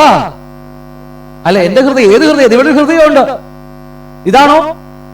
ഇത് വെറും മണ്ണാങ്കട്ടിയാണെന്നേ. ഇടയ്ക്കൊക്കെ ചെറിയ കുറവൊക്കെ വരും, ഇടയ്ക്ക് ചെറിയ ബ്ലോക്ക് ഒക്കെ ശരി തന്നെയാ. ഇത് പോയാൽ അത്രയ്ക്കൊന്നും ഒന്നുമില്ല. ഞാൻ പറയുന്നത് ഇതിനെ കുറിച്ചൊന്നും അല്ല. നമ്മെ നിത്യജീവൻ അവകാശിയാക്കുന്ന നമ്മുടെ ദേഹിയുടെ ജീവനെ കുറിച്ചാണ് പറഞ്ഞു വരുന്നത്. ഹൃദയത്തെ കുറിച്ച് പറഞ്ഞു വരികയാണ്. എന്നിട്ട് പറയുക, സകല ജാഗ്രതയും കൂടി നിന്റെ ഹൃദയത്തെ, ദേഹിക്കുമുണ്ടൊരു ഹൃദയം, ആ ഹൃദയത്തെ കാത്തുകൊള്ളുക, ജീവന്റെ ഉറവിടം, ഉത്ഭവം അതിൽ നിന്നല്ലയോ. കർത്താവ് ഈ ശരീരത്തെ കുറിച്ച് കാണിച്ചു തന്നിട്ട് നമ്മൾ പറയാ, ഇതുപോലെ തന്നെ ഈ ഇവിടെ ഒരു ബ്ലഡ് പമ്പ് ചെയ്ത് നമ്മുടെ എല്ലാ അവയവങ്ങളിലേക്കും ജീവൻ പകർന്നത് പോലെ, എന്നെ നിർത്തുന്നത് പോലെ തന്നെ എന്റെ ഹൃദയത്തിൽ നിന്നും ഒരു ജീവൻ പുറപ്പെടുന്നുണ്ട്. ഹല്ലേലൂയ. ആ ജീവനാണ് എന്നെ നിത്യജീവൻ അവകാശിയാക്കി മാറ്റുന്നത്. വചനം പറയുന്നു, ജീവന്റെ ഉത്ഭവം അവിടെ നിന്നല്ലോ. എവിടെ നിന്നാണ്? ദേഹിയുടെ ഹൃദയത്തിൽ നിന്ന്. എന്റെ വാക്കുകൾ ശ്രദ്ധിച്ച് കേൾക്കണം നിങ്ങൾ. കാരണം ഇത് നമുക്ക് ഫെമിലിയർ അല്ല, ഈ വാക്കുകളൊക്കെ കേട്ട് കേട്ട് ശീലമില്ല നമുക്ക്. അതുകൊണ്ടാണ് ഇത്ര ശ്രദ്ധിച്ചില്ലെങ്കിൽ നമുക്കിത് മനസ്സിലാകത്തില്ല. വീണ്ടും ഞാൻ ആവർത്തിക്കുന്നു, ശരീരത്തിന്റെ ഹൃദയത്തിൽ നിന്ന് രക്തം പമ്പ് ചെയ്ത് ശരീരത്തിന്റെ ഓരോ അവയവങ്ങളിലേക്കും ആ ജീവൻ പകർന്നു നൽകുന്നത് പോലെ തന്നെ എന്റെ ഹൃദയത്തിനുമുണ്ട്, എന്റെ ദേഹിക്കുമുണ്ട് ഒരു ഹൃദയം, അല്ലേ? ആ ദേഹിയുടെ ഹൃദയത്തിൽ ഒരു ജീവൻ പമ്പ് ചെയ്യുന്നുണ്ട്. അതിന് പറയാ, സകല ജാഗ്രത കൂടി നിന്റെ ഹൃദയത്തെ കാത്തു സൂക്ഷിച്ചുകൊള്ളുക. ഏത് ഹൃദയമാ? ഇതല്ല ദേഹിയുടെ ഹൃദയം. ഉൽപ്പത്തി 2:7 ദൈവം മണ്ണുകൊണ്ട് മനുഷ്യനുണ്ടാക്കി, ശ്വാസമൂതി മനുഷ്യൻ ജീവനുള്ള ദേഹിയായി തീർന്നു. ഈ ലോകത്തിലെ എന്റെ അറിവിൽ 99% ആൾക്കാരും പഠിപ്പിക്കുന്നത് മനുഷ്യൻ ആത്മാവെന്ന തെറ്റ്, ബ്ലണ്ടർ മിസ്റ്റേക്ക് ആണത്. ഹല്ലേലൂയ. കാരണം അറിയാമോ, മനുഷ്യൻ ആത്മാവാണെങ്കിൽ ആത്മാവിൽ പാവമയമൊന്നുമില്ല. ആത്മാവ് ദൈവത്തിൽ നിന്ന് വന്നു, അത് ദൈവത്തിൽ മടങ്ങി പോകേണ്ടതാണ്. എന്നാൽ സോൾ, ദേഹിയുണ്ട്. സകല ചതിമോഹങ്ങളായി വഷളായി പോയ പഴയ മനുഷ്യൻ, അതിനകത്ത് മുഴുവനും കിടക്കുന്നത് ഈ പാവമയമാണ്. അതും കൊണ്ടാണ് നമ്മൾ ഇന്ന് ജീവിക്കുന്നത്, നടക്കുന്നത്. ഞാൻ ദൈവജീവനെ കുറിച്ച് പറഞ്ഞു വരുമ്പോൾ നിങ്ങൾക്ക് അല്പമായി അത് മനസ്സിലാകും. പറഞ്ഞു മനസ്സിലാവുന്നുണ്ടോ? അപ്പൊ അതുകൊണ്ട് ഈ സകല ജാഗ്രതയും കൂടി നിന്റെ ഹൃദയത്തെ കാത്തുകൊള്ളുവാൻ കർത്താവ് പറയാൻ കാരണം എന്താ? ജീവന്റെ ഉത്ഭവം അതിൽ നിന്ന്. ആ ഹൃദയം ദേഹിയുടെ ഹൃദയത്തിൽ നിന്നാണ് ഒഴുകി വരുന്നത്. ഇനി ഓർക്കണമേ, ഈ വാക്യം മോളിൽ താഴേക്ക് പഠിച്ചു വരുമ്പോൾ 20 വാക്യം, മകനെ എന്റെ വചനങ്ങൾക്ക് ശ്രദ്ധ തരിക, എന്റെ മൊഴികൾക്ക് നിന്റെ ചെവി ചായ്ക്കുക, അവ നിന്റെ ദൃഷ്ടിയിൽ നിന്ന് മാറിപ്പോകരുത്, നിന്റെ ഹൃദയത്തിന്റെ നടുവിൽ അവയെ സൂക്ഷിച്ചുകൊള്ളുക. ഏത് ഹൃദയമാണ്? ദേഹിയുടെ ഹൃദയത്തിൽ. എന്നിട്ട് പറയുക, അവയെ കിട്ടുന്നവർക്ക് അവ ജീവനും അവരുടെ സർവ്വദേഹത്തിനും സൗഖ്യമാകുന്നു. നമ്മുടെ ഈ ശരീരത്തിന് സൗഖ്യം വല്ലതും വേണോ? വേണമെങ്കിൽ നമ്മുടെ ദേഹിയുടെ ഹൃദയത്തിനകത്തേക്ക് ദൈവവചനം അങ്ങ് ഇറങ്ങി ആ ജീവൻ വ്യാപരിച്ചാൽ മതി. ഡെലിവറൻസ് ക്ലാസ്സിൽ വരുമ്പോൾ അത് പഠിക്കുന്നവരെ കുറിച്ചൊക്കെ നോക്ക്. മകനെ എന്റെ വചനങ്ങൾക്ക് ചെവി ചായ്ക്കുക. ഈ വചനം വായിക്കുന്നവർ എന്തിനാണത്? ഈ ബൈബിൾ ക്ലാസ്സിൽ വാ, അവിടെ വാ, വചനം പഠിക്കുന്നൊക്കെ പറയാം. എന്തുവാണെന്നറിയാമോ? ആ വചനങ്ങൾ ചെവി തരുമ്പോൾ, എന്റെ മൊഴികൾ ചെവി ചായ്ക്കുമ്പോൾ, നിന്റെ ദൃഷ്ടിയിൽ മാറിപ്പോകാതിരിക്കുമ്പോൾ അവ നിന്റെ ഹൃദയത്തിൽ വന്ന് വാഴുവാൻ തുടങ്ങും, അല്ലേ? അവ നിന്റെ ഹൃദയത്തിന് നടുവിൽ അവയെ സൂക്ഷിച്ചു വെക്കുക. ദേഹിയുടെ ഹൃദയം, അല്ലേ? ആ ഹൃദയത്തിനെ സൂക്ഷിച്ചു വെക്കുക. അവയെ കിട്ടുന്നവർക്ക്, ആ വചനം കിട്ടിയപ്പോൾ ആ വചനത്തിനകത്ത് മറഞ്ഞു കിടക്കുന്ന ദൈവജീവൻ നമ്മുടെ അകത്ത് വാഴാൻ തുടങ്ങും. ഇപ്പോൾ ആ ഹൃദയത്തിനകത്ത് ഒഴുകുന്ന വേറൊരു ജീവനുണ്ട്, മറന്നുപോകരുത്. നോക്കിയേ, അവയെ കിട്ടുന്നവർക്ക് അവ ജീവനും അവരുടെ സർവ്വദേഹത്തിനും സൗഖ്യമാകുന്നു. ഇന്ന് എന്റെ ദേഹിയിൽ നിന്നൊരു ജീവൻ ഒഴുകുന്നുണ്ട്. ഒന്നും കൂടി പറഞ്ഞ് ഞാൻ ഒന്ന് ജസ്റ്റ് പറഞ്ഞു വിട്ടേക്കാം. എനിക്ക് മനുഷ്യൻ 3 ഭാഗമാണെന്ന് പഠിച്ചു. അവൻ പാപം ചെയ്ത് ദൈവത്തെ വിട്ടു പോയപ്പോൾ അവന്റെ 3 ഭാഗത്ത് 1-ാം മരണം കയറി പിടിച്ചു നമ്മൾ പഠിച്ചത്, അല്ലേ? നമ്മൾ രക്ഷിക്കപ്പെടുമ്പോൾ നമുക്ക് ലഭിക്കുന്നത് നമ്മുടെ ആത്മാവിന് ദൈവജീവൻ മടക്കി തരികയാണ്. കാര്യം മനസ്സിലായോ? ഇന്ന് രക്ഷിക്കപ്പെടുക എന്ന് പറയുന്നത് അറിയാമോ? ശിക്ഷയിൽ നിന്ന് മോക്ഷം കിട്ടുക, ശിക്ഷയിൽ നിന്ന് രക്ഷ കിട്ടുകയാ ചെയ്യുന്നത് നമുക്ക്. അല്ലാതെ സ്വർഗത്തിൽ പോയി നല്ല പഠിപ്പിക്കുന്നത്, ദൈവരാജ്യം അവകാശമാക്കി നല്ല പഠിപ്പിക്കുന്നത്. പറഞ്ഞ മനസ്സിലാവുന്നുണ്ടോ? എനിക്ക് എന്റെ ആത്മാവിലേക്ക് ദൈവജീവൻ മടക്കി നൽകിയിട്ട് ഞാനും ദൈവമായിട്ടൊരു ബന്ധത്തിലേക്ക് കടത്തിവിടുകയാണ്. അപ്പോൾ തന്നെ നിങ്ങൾ ഓർക്കണം, എന്റെ ഹൃദയം, എന്റെ ദേഹിയുടെ ഹൃദയം മുഴുവനും കാപട്യവും കപടതയും എല്ലാ ദുശീലമുണ്ട്. ഉണ്ടോ ഇല്ലയോ? ഇല്ലെന്ന് പറഞ്ഞ അല്ലെ അത് വേറെ ലെവലിലേക്ക് പോകേണ്ടി വരും. എന്റെ ഹൃദയം മുഴുവനും കാപട്യവും കപടതയുമാണ്, ചതിമോഹങ്ങളായി പഴയ മനുഷ്യനെ ഒളിഞ്ഞു കളയുന്ന കർത്താവ് തന്നെ പഠിപ്പിക്കുന്നത് അല്ലേ. അപ്പൊ അതുകൊണ്ട് ഇപ്പോൾ പറയാൻ പോകുന്ന കാര്യങ്ങൾ നിങ്ങൾ ഓർക്കണം. എന്റെ ഹൃദയത്തിനകത്ത് എന്തുണ്ട്? പാപം ചെയ്ത ശേഷം എന്താ കിടക്കുന്നത്? സകലവിധമായ ദുഷ്ടതയും കിടക്കുകയാണ്. നിങ്ങൾക്ക് ഞാൻ പറയുന്നത് ഗ്രഹിക്കാൻ കഴിയുന്നുണ്ടോ? ഞാൻ ഏറ്റവും ബാലപാഠമാണ് ഞങ്ങൾ സംസാരിക്കുന്നത്. ഹല്ലേലൂയ. നോക്കിയേ, ഇന്ന് എന്റെ ഹൃദയത്തിനകത്ത് രക്ഷിക്കപ്പെട്ടാലും എന്റെ ഹൃദയത്തിനകത്ത് കിടക്കുന്നത് മുഴുവൻ ഞാനറിയാമോ അല്ലേ? ദുഷ്ടതയും പക, പിണക്കം, ജാരശങ്ക അല്ലേ? മാതാപിതാക്കളെ അനുസരിക്കാത്ത സകലവിധമായ അശുദ്ധിയും എന്റെ ദേഹിയുടെ ഹൃദയത്തിൽ കിടക്കുകയാണ്. അവിടെ നിന്നൊരു സൂഖ്യ ജീവൻ ഒഴുകുന്നുണ്ട്. ആ ജീവനാണ് വിഷം ചീറ്റുന്നത് പോലെ എന്റെ വായിൽ കൂടി പുറത്തേക്ക് വരുന്നത്. നിന്നെ ഞാൻ എടുത്തോളാം, ഞാൻ ആരെന്നറിയാമോ? കേട്ടിട്ടുണ്ടോ അല്ലേ? നീയും നന്നാവത്തിലുള്ള മക്കളെ നോക്കി മാതാപിതാക്കൾ പറയാറുണ്ട്, നീയും നന്നാവത്തിലുള്ള മക്കളെ. ഇതൊക്കെ എന്റെ ദേഹിയുടെ ഹൃദയത്തിൽ കിടക്കുന്ന വിഷമാണ് പുറത്തേക്ക് വരുന്നത്. ഗ്രഹിക്കുന്നുണ്ടോ നിങ്ങള്? നമുക്കൊരു മാറ്റം വേണ്ടേ? അതിനാ കർത്താവ് പറയുന്നത്, ഇനി എന്ത് ചെയ്യണം? എന്റെ വചനം നിന്റെ ഹൃദയത്തിനകത്ത് വന്ന് വാഴണം. അതുകൊണ്ടാണ് പറയുന്നത്, എന്റെ മകനെ എന്റെ വചനത്തിൽ ശ്രദ്ധ തരിക, എന്റെ മൊഴികൾക്ക് നിന്റെ ചെവി ചായ്ക്കുക, അവ നിന്റെ ദൃഷ്ടിയിൽ നിന്ന് മാറിപ്പോകരുത്. നിന്റെ ഹൃദയത്തിന് നടുവിൽ അവയെ സൂക്ഷിച്ചു വെക്കുക. അവയെ കിട്ടുന്നവർക്ക് എന്താ? അവ ജീവനും അവയുടെ സർവ്വദേഹത്തിനും സൗഖ്യമാകും. ആ ദൈവവചനം എന്റെ ഹൃദയത്തിൽ വന്ന് വാഴാൻ തുടങ്ങുമ്പോൾ എന്റെ ദേഹി ജീവൻ ചതിമോഹങ്ങളായി വഷളായിപ്പോയ പഴയ ജീവൻ നഷ്ടമാകാൻ തുടങ്ങും. എന്റെ ഹൃദയത്തിൽ ദൈവജീവൻ, സ്വയജീവൻ വാഴാൻ, വർദ്ധിക്കുവാൻ തുടങ്ങും. അത് എന്റെ ശരീരത്തിന് സൗഖ്യമായി വരും. ഒരു ദൈവദാസനും കൈവെക്കണ്ട, ഒരു അഭിഷിക്തനും കൈവെക്കേണ്ട ആവശ്യമില്ല. ഞാൻ വീണ്ടും നിങ്ങളോട് പറയുന്നു, ഒരു അഭിഷിക്തനും നിങ്ങളുടെ മേൽ കൈവെക്കേണ്ട ആവശ്യമേ ഇല്ല. വചനം ആക്ഷരികമായി നിങ്ങളുടെ ഹൃദയങ്ങൾ വന്ന് ജീവിക്കാൻ നിങ്ങൾ അനുവദിച്ചാൽ മാത്രം മതി. അതിനകത്ത് മറഞ്ഞു കിടക്കുന്ന ജീവനുണ്ടല്ലോ, അത് എന്റെ അകത്ത് വരുമ്പോൾ പിന്നെ ഞാൻ സംസാരിക്കുന്ന മുഴുവനും ആ ജീവന്റെ വാക്കുകളായിരിക്കും. പണ്ട് ഞാൻ രക്ഷിക്കപ്പെട്ടവനായിരിക്കാം, പണ്ട് ഞാൻ സംസാരിക്കുന്ന മുഴുവനും എന്താണെന്നറിയാമോ? നീ ശരിയാവത്തില്ല, അവരുടെ പ്രസംഗം ശരിയല്ല, അവൻ ആള് ശരിയല്ല, അവൻ ഇന്ന ശരിയല്ല, പണ്ട് സംസാരിക്കുന്ന മുഴുവനാ. അത് എന്താണെന്നറിയാമോ? എന്റെ ദേഹി ജീവനാ വരുന്നത്. പക്ഷേ ഇപ്പോൾ എന്റെ അകത്ത് വചനം കയറി കിടന്നു, വചനം വാഴുവാൻ തുടങ്ങി. ആ ദൈവജീവൻ മുഴുവൻ എന്റെ ഹൃദയത്തിലേക്ക് വരാൻ തുടങ്ങിയപ്പോൾ എന്റെ ദേഹിയിലേക്കും ആ ദൈവജീവൻ വന്നപ്പോൾ ഞാൻ സംസാരിക്കുന്ന മുഴുവനും ദൈവീയ വാക്കുകൾ മാത്രമായി തുടങ്ങുകയാണ്. അതൊക്കെ മനസ്സിലാവുന്നത് ക്ലിയർ ആണോ?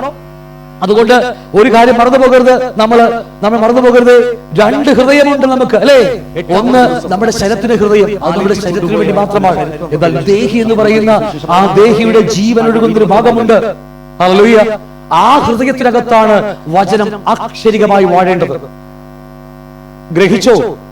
എന്തിനാ വചനം വായിക്കുന്ന പറയുന്നത്? വചനത്തിൽ എന്തെങ്കിലും വചനം ഉരുവിട്ടാ കിട്ടത്തില്ലത് ഇല്ലേ? നമ്മൾ എന്തെങ്കിലും വചനം എടുക്കുക, എന്നിട്ട് 100 പ്രാവശ്യം പറഞ്ഞുകൊണ്ടിരിക്കും. ആരോ പണ്ട് ഏതോ യുവാസന്മാർ എന്തൊക്കെയോ പിച്ചുമ്പയും പറഞ്ഞത് നമ്മൾ ചെയ്തുകൊണ്ടിരിക്കുക. എന്തെങ്കിലും വചനം എടുക്കുക, അത് ഉരുവിട്ടുകൊണ്ടിരിക്കുക. അയ്യോ, അതൊക്കെ വെറും ഇതൊക്കെ പണ്ട് ഈ ഹിന്ദുമതത്തിലായിരുന്നപ്പോ ഓം ഓം ഓം നമശിവായ എന്ന് പറഞ്ഞ 1000 പ്രാവശ്യം, 10,000 പ്രാവശ്യം ഉരുവിട്ടതുപോലെ അതൊക്കെ. ഞാൻ നിങ്ങൾ പറയുന്നത് മനസ്സിലാവുന്നുണ്ടോ? വചനം എന്റെ ഹൃദയത്തിൽ വാഴുവാൻ ഒന്ന് ഏൽപ്പിച്ചു കൊടുക്ക. ഈ ഉരുവിടുന്നതല്ല ഇവിടുത്തെ വിഷയം. പണ്ട് ഹിന്ദു മതത്തിലും കത്തോലിക്ക പോലത്തെ മറ്റു മതങ്ങളിലും ഈ എന്തെങ്കിലും വാക്കുകൾ ഉരുവിട്ടതുപോലെ ഉരുവിടുന്ന പരിപാടിയല്ല ഇത്.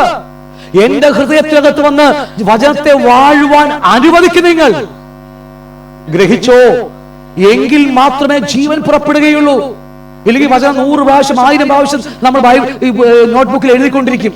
എന്ത് ദോഷത്വമാണെന്നറിയാമോ? പിശാചിനെ വഞ്ചിക്കപ്പെട്ടു പോയതുകൊണ്ട് നമ്മളൊക്കെ ചുമ്മാ വചനം എഴുതിക്കൊണ്ടിരിക്കുക. ഇതുകൊണ്ട് എന്താ കാര്യം? ഞാൻ പറഞ്ഞ മനസ്സിലാവുന്നുണ്ടോ?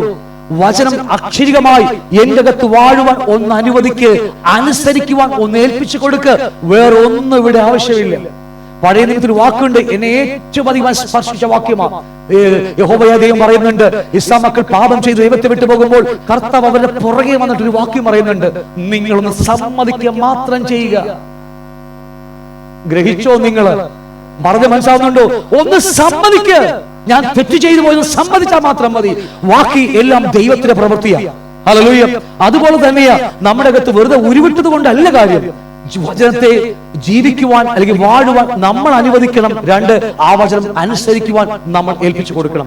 ബാക്കിയൊക്കെ ആ ജീവൻ എന്നിലേക്ക് ഒഴുകി വരുമ്പോൾ ഓട്ടോമാറ്റിക്കായി ഞാൻ വചനം അനുസരിക്കുക. എസെക്കിയേൽ പ്രവചന പുസ്തകം 28 അധ്യായം 36 വാക്യല്ലേ? ഒരു വാക്യല്ലേ? ഞാൻ നിങ്ങൾക്ക് പുതിയ ഹൃദയം തരും, ഞാൻ പുതിയ ആത്മാവിനെ നിങ്ങളുടെ ഉള്ളിലാക്കും, കല്ലായ ഹൃദയത്തെ മാറ്റി പുതിയ ഹൃദയം. അടുത്ത വാക്യം പറയാ, ഞാൻ എന്റെ ആത്മാവിനെ നിങ്ങളുടെ ഉള്ളിലാക്കിയിട്ട് ചട്ടങ്ങളിലും പ്രമാണങ്ങളിലും നടക്കുമാറാക്കുമെന്ന് പറയുന്നുണ്ട്. ഹല്ലേലൂയ. വരും ദിവസം ഞാൻ അല്പമായി സംസാരിക്കും. ഇത്രത്തോളം മനസ്സിലായി. ഹല്ലേലൂയ. ഒന്ന് ഏൽപ്പിച്ചു കൊടുത്തു നോക്കിയേ. ആ വായിക്കുന്ന വചനങ്ങൾ ഒന്നകത്തുനിന്ന് വിട്ടു നോക്കിയേ, അല്ലേ? കേൾക്കേണ്ട സമയമായി വരുന്നു. ഒന്ന് ഏൽപ്പിച്ചു നോക്കിയേ, നിങ്ങളുടെ ജീവിതത്തിൽ വെളിപ്പെടുന്നത് ദൈവജീവനായിരിക്കും.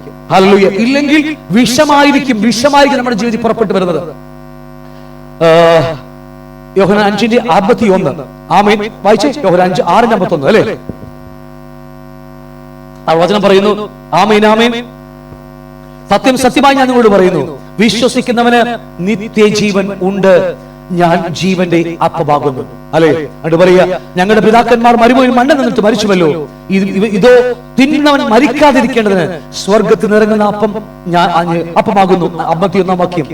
സ്വർഗത്തിൽ നിറങ്ങിയ ജീവനുള്ള അപ്പം ഞാനാകുന്നു, ഈ അപ്പം തിന്നുന്നവൻ എല്ലാം എന്നേക്കും ജീവിക്കും. ഞാൻ കൊടുക്കാനിരിക്കുന്ന അപ്പമോ ലോകത്തിലെ ജീവന് വേണ്ടി ഞാൻ കൊടുക്കുന്ന എന്റെ മാംസമാകുന്നു. അല്ലെ? ഇന്ന് രാവിലെ കേട്ടതാ, നമ്മൾ ഇന്ന് ഈ മേശയിൽ ഭക്ഷിക്കുമ്പോൾ, അവന്റെ മാംസം ഭക്ഷിക്കുമ്പോൾ, അവന്റെ രക്തം പാനം ചെയ്യുമ്പോൾ ഒരു കാര്യം നമ്മൾ ഓർക്കുക. എന്താ ചെയ്യുന്നത്? നമ്മൾ രാവിലെ എടുത്തില്ല ഇവിടെ, അവന്റെ മേശയിൽ നിന്ന് ഭക്ഷിച്ചു, അവന്റെ രക്തം നമ്മൾ പാനം ചെയ്തില്ലേ? എന്തിനു വേണ്ടിയാ പാനം ചെയ്തത്? കുറെ കാര്യമുണ്ടെങ്കിൽ പോലും അതിൽ ഒരു കാര്യം മാത്രം ഞാൻ പറയാം. എന്തിനു വേണ്ടിയാണ് പാനം ചെയ്തത്? പാനം ചെയ്യുമ്പോൾ ഇവിടെ വചനം പറയുന്നു, അവന്റെ അപ്പം കഴിച്ചാൽ നമുക്കല്ലേ അപ്പം തിന്നുന്നവർ മരിക്കാതിരിക്കേണ്ടതിന് സ്വർഗത്തിൽ നിന്ന് ഇറങ്ങുന്ന അപ്പമാകുന്നു, സ്വർഗത്തിൽ നിന്ന് ഇറങ്ങുന്ന ജീവനുള്ള അപ്പം ഞാനാകുന്നു, ആ അപ്പം തിന്നുന്നവൻ എല്ലാം എന്നേക്കും ജീവിക്കുന്നു എന്ന് പറയുന്നുണ്ട്. നമ്മൾ എന്തിനത് ഭക്ഷിച്ചെന്നറിയാമോ? ഞാനിത് ഭക്ഷിക്കുമ്പോൾ, ആ രക്തം, ആ വീഞ്ഞ് അല്ലെങ്കിൽ ആ മുന്തിരി വായി നാം കുടിക്കുമ്പോൾ ഒരു കാര്യം ഓർക്കുക, നാം ഏറ്റുപറഞ്ഞ വിശ്വാസം വീണ്ടും ഒന്നും കൂടി പറയുക. ഞാൻ പറഞ്ഞു മനസ്സിലാവുന്നുണ്ടോ? എന്റെ കർത്താവ് എനിക്ക് വേണ്ടി മരിച്ചു, അവന്റെ ഓർമ്മക്കായി ഞാൻ ഭക്ഷിക്കുന്നു. അവൻ എനിക്ക് വേണ്ടി അവസാനത്തോടെ രക്തം വരെ ചീന്തിക്കളഞ്ഞു, അവന്റെ ഓർമ്മക്കായി ഞാൻ ഭക്ഷിക്കുന്നു. ഞാനത് ഏറ്റു പറഞ്ഞുകൊണ്ട് അത് കുടിക്കുമ്പോൾ എന്റെ അകത്ത് വർദ്ധിക്കുന്നത് ദൈവജീവനാണ്. പോരാ, അതൊന്നും പോരാ, അത് ശരിയായില്ല. നോക്കിയേ, ആ മേശയിൽ ഞാൻ ഭക്ഷിക്കുമ്പോൾ അവന്റെ ശരീരത്തിന് ഓർമ്മക്കായി, ഇപ്പൊ ഇവിടെ എങ്ങാണ്ടും നെട്ടൂരെങ്ങാണ്ടും ഏതോ അപ്പം അല്ലെ ഒറിജിനൽ രക്തമായിരുന്നോ എന്നൊക്കെ പറഞ്ഞ് ഈ ഇടയ്ക്ക് യൂട്യൂബ് മുഴുവൻ അതായിരുന്നു. അയ്യോ, അതൊക്കെ വേറെ ഇന്ന് നമ്മൾ ആ അപ്പത്തിന്ന് ഒരുമിച്ച് ഭക്ഷിക്കുമ്പോൾ ഒരു കാര്യം മാത്രമാണ്, പല കാര്യമുണ്ട്. ഭക്ഷിക്കുമ്പോൾ ഞാൻ വിളിച്ചു പറയുന്നത്, അവന്റെ ശരീരം എനിക്ക് വേണ്ടി തകർത്തു. എന്തിനു വേണ്ടെന്നറിയാമോ? അവന്റെ ജീവൻ എനിക്ക് തരാൻ വേണ്ടിയാണ്. അവന്റെ രക്തം എനിക്ക് വേണ്ടി അവൻ അവസാന തുള്ളി വരെ ഊറ്റിക്കൊടുത്തത് എന്താണെന്നറിയാമോ? അത് അവൻ എനിക്ക് ജീവൻ തരാൻ വേണ്ടിയാ. ഇതാണ് വിശ്വാസം. ഇത് വിശ്വസിക്കുമ്പോൾ അറിയാതെ എന്റെ ഹൃദയത്തിനകത്ത് ദൈവജീവൻ വർദ്ധിച്ചുകൊണ്ടിരിക്കുകയാണ്. ഹല്ലേലൂയ. യോഹന്നാൻ 6:33 പറയുന്നു, ദൈവത്തിന്റെ അപ്പമോ സ്വർഗത്തിൽ ഇറങ്ങി വന്ന് ലോകത്തിന് ജീവനെ കൊടുക്കുന്നതാകുന്നു എന്ന് പറയുകയാണ്. ഹല്ലേലൂയ. അത്രയൊക്കെ പറഞ്ഞ് മനസ്സിലാവുന്നുണ്ട്. ഞാൻ ഒരു കാര്യം കൂടി പറഞ്ഞ് അവസാനിപ്പിക്കുക, കാരണം ഇത് തീരത്തില്ല. കുറച്ചും അധികമായി പറയണം നമുക്ക്. അതുകൊണ്ട് ഞാൻ അവസാനിപ്പിക്കാൻ പോവുകയാണ്. നോക്കി, ഇപ്പൊ അനേകം വചനം വായിക്കാൻ പറഞ്ഞാൽ മടിയായില്ല അവർക്കൊക്കെ, അല്ലേ? മടിയാ. ഒരു കാര്യം ഞാൻ പറയാം, ഈ ജീവൻ ആവശ്യമാകുന്നത് എല്ലാവർക്കും ആവശ്യമില്ല. എന്റെ വാക്യം ശ്രദ്ധിച്ചു. ദൈവജീവൻ എല്ലാവർക്കും ആവശ്യമില്ല. രക്ഷിക്കപ്പെട്ടവരാ, എല്ലാവരും രക്ഷിക്കപ്പെട്ടവരാ, എല്ലാ ലോകത്തിലെ എല്ലാ സഭകളിൽ കാണുന്നത്, അല്ലേ? ഭൂരിഭാഗം ആൾക്കാർ രക്ഷിക്കപ്പെട്ടവരാ. പക്ഷെ എല്ലാവർക്കും ഇത് ആവശ്യമില്ല. ഞാൻ പറഞ്ഞ് മനസ്സിലാവുന്നുണ്ടോ? ജീവൻ ആർക്കാ ആവശ്യം? ജീവൻ എവിടെ ഇരിക്കുന്നത്? വചനത്തിനകത്തല്ലേ? ആ വചനം കേൾക്കുവാൻ ആഗ്രഹിക്കാതെ, അല്ലേ, ചുമ്മാ എന്തെങ്കിലും വായിച്ചു വിടുകയാണെങ്കിൽ ഇത് എല്ലാവർക്കും ആവശ്യമുള്ളതല്ല. ഇത് ഒരു വാക്ക്, ഞാൻ ഒരു എക്സാമ്പിൾ പറഞ്ഞ് ഞാൻ വേഗത്തിൽ അവസാനിപ്പിച്ചു. ഒരു മനുഷ്യൻ എന്തെങ്കിലും പേരിട്ട്, അല്ലെ, ഒരു മനുഷ്യൻ മരിച്ചു കിടക്കുക. അദ്ദേഹത്തിന് മരിക്കുന്നതിന് മുമ്പായിട്ട് ഒരു ദരിദ്രനായ മനുഷ്യനാണ്. അദ്ദേഹത്തിന് ഒരു ഹോണ്ടാ സിറ്റി കാർ മേടിക്കണം. എന്താ പറയുക, ഇത്തിരി വേണ്ടി സാഹിത്യം പറഞ്ഞു, ഒരു 800 കാർ വാങ്ങണമെന്ന് അദ്ദേഹത്തിന് ഭയങ്കര മോഹമായിരുന്നു. എക്സാമ്പിൾ പറയുകയാണെങ്കിൽ ഒരു ദരിദ്രനായ മനുഷ്യൻ, നല്ലൊരു മനുഷ്യനായിരുന്നു അദ്ദേഹം ജീവിച്ചിരിക്കുമ്പോൾ അദ്ദേഹത്തിന് ഏറ്റവും വലിയ മോഹം എന്ന് പറയുന്നത് ഒരു 800 മാരുതി കാറ് ഒരു ഓടിക്കുന്ന വലിയ മോഹമാണ്. അദ്ദേഹം മരിച്ചുപോയി. അദ്ദേഹം ജനങ്ങളുടെ കണ്ണിലുണ്ണിയായിരുന്നു, ഒക്കെയായിരുന്നു. അദ്ദേഹം മരിച്ചുപോയി. നാട്ടുകാരെല്ലാം പിരിവിട്ടിട്ട് ഒരു മാരുതി 800 കാറ് മേടിച്ച്, പുതിയ കാറ്, തീര് പോലും പൊട്ടിച്ചിട്ടില്ല, സീറ്റിന് കവർ പോലും ഉരുട്ടില്ല, അതും രാവിലെ ഓടിച്ചു കൊണ്ടുവന്നിട്ട് ആ മരിച്ചു കിടക്കുന്ന ആ എന്താ പറയാ, എന്തെങ്കിലും പേരിട്ടു അല്ലേ, ജോസഫ് എന്തെങ്കിലും പേരിട്ടു, ആ മരിച്ചു കിടക്കുക. ആ മരിച്ചു കിടക്കുന്ന അവരുടെ മുമ്പിലേക്ക് വന്നിട്ട്, എടാ കണ്ണേട്ട, ഒരു കണ്ണെന്ന് ഇട്ടു, എടാ കണ്ണേട്ട, നീ പണ്ട് ആഗ്രഹിച്ചതുപോലെ ഇതാ മാരുതി 800 കാർ നിനക്ക് തരുമെന്ന് പറഞ്ഞ് കൊണ്ട് കൊടുത്താൽ അവൻ മേടിക്കുമോ? പറ നിങ്ങള്. അവന് ജീവിച്ചിരുന്നപ്പോൾ അവന് മോഹമുണ്ടായിരുന്നു. പക്ഷെ മരിച്ചു കിടക്കുകയാണ്. ഞാൻ ഒരു എക്സാമ്പിൾ പറയാം, ഒരു ആത്മാവിൽ ഇങ്ങനെ ഒരു ചിന്ത പറയുക നിങ്ങളോട്. അവന്റെ മുമ്പിൽ കൊണ്ടത്, അവന് ഇഷ്ടപ്പെട്ടത് അവന്റെ മുമ്പിൽ കൊണ്ട് ഇട്ടുകൊടുത്താലും അവൻ നോക്കത്തു പോലുമില്ല. ഹല്ലേലൂയ. അവന്റെ ജീവനേക്കാളേറെ ഇഷ്ടമായിരുന്നത് ശരിയാ, പക്ഷേ അവൻ ജീവൻ നഷ്ടപ്പെട്ട് കിടക്കുക, മരിച്ചു കിടക്കുകയാണ് ഇപ്പോൾ.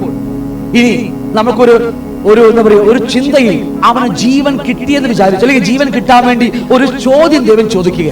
എടാ കണ്ണമോനെ അല്ലേ, നീ എഴുന്നേറ്റ്, ദൈവം ചോദിക്കുക, നീ എഴുന്നേറ്റ്, നിനക്ക് നാട്ടുകാരെ കൂടി ഒരു കാർ മേടിച്ചു കൊടുത്തിട്ടുണ്ട്, നിനക്ക് കാറ് വേണോ അല്ലേ വേണം നിനക്ക് ചോദിക്കുമ്പോൾ അവൻ ഒറ്റ വാക്കേ പറയുള്ളൂ, ഇനി കാറും വേണ്ട, വീടും വേണ്ട, ഒന്നും വേണ്ട, എനിക്ക് ജീവിക്കുവാനായിട്ട് ജീവൻ തരുമോ?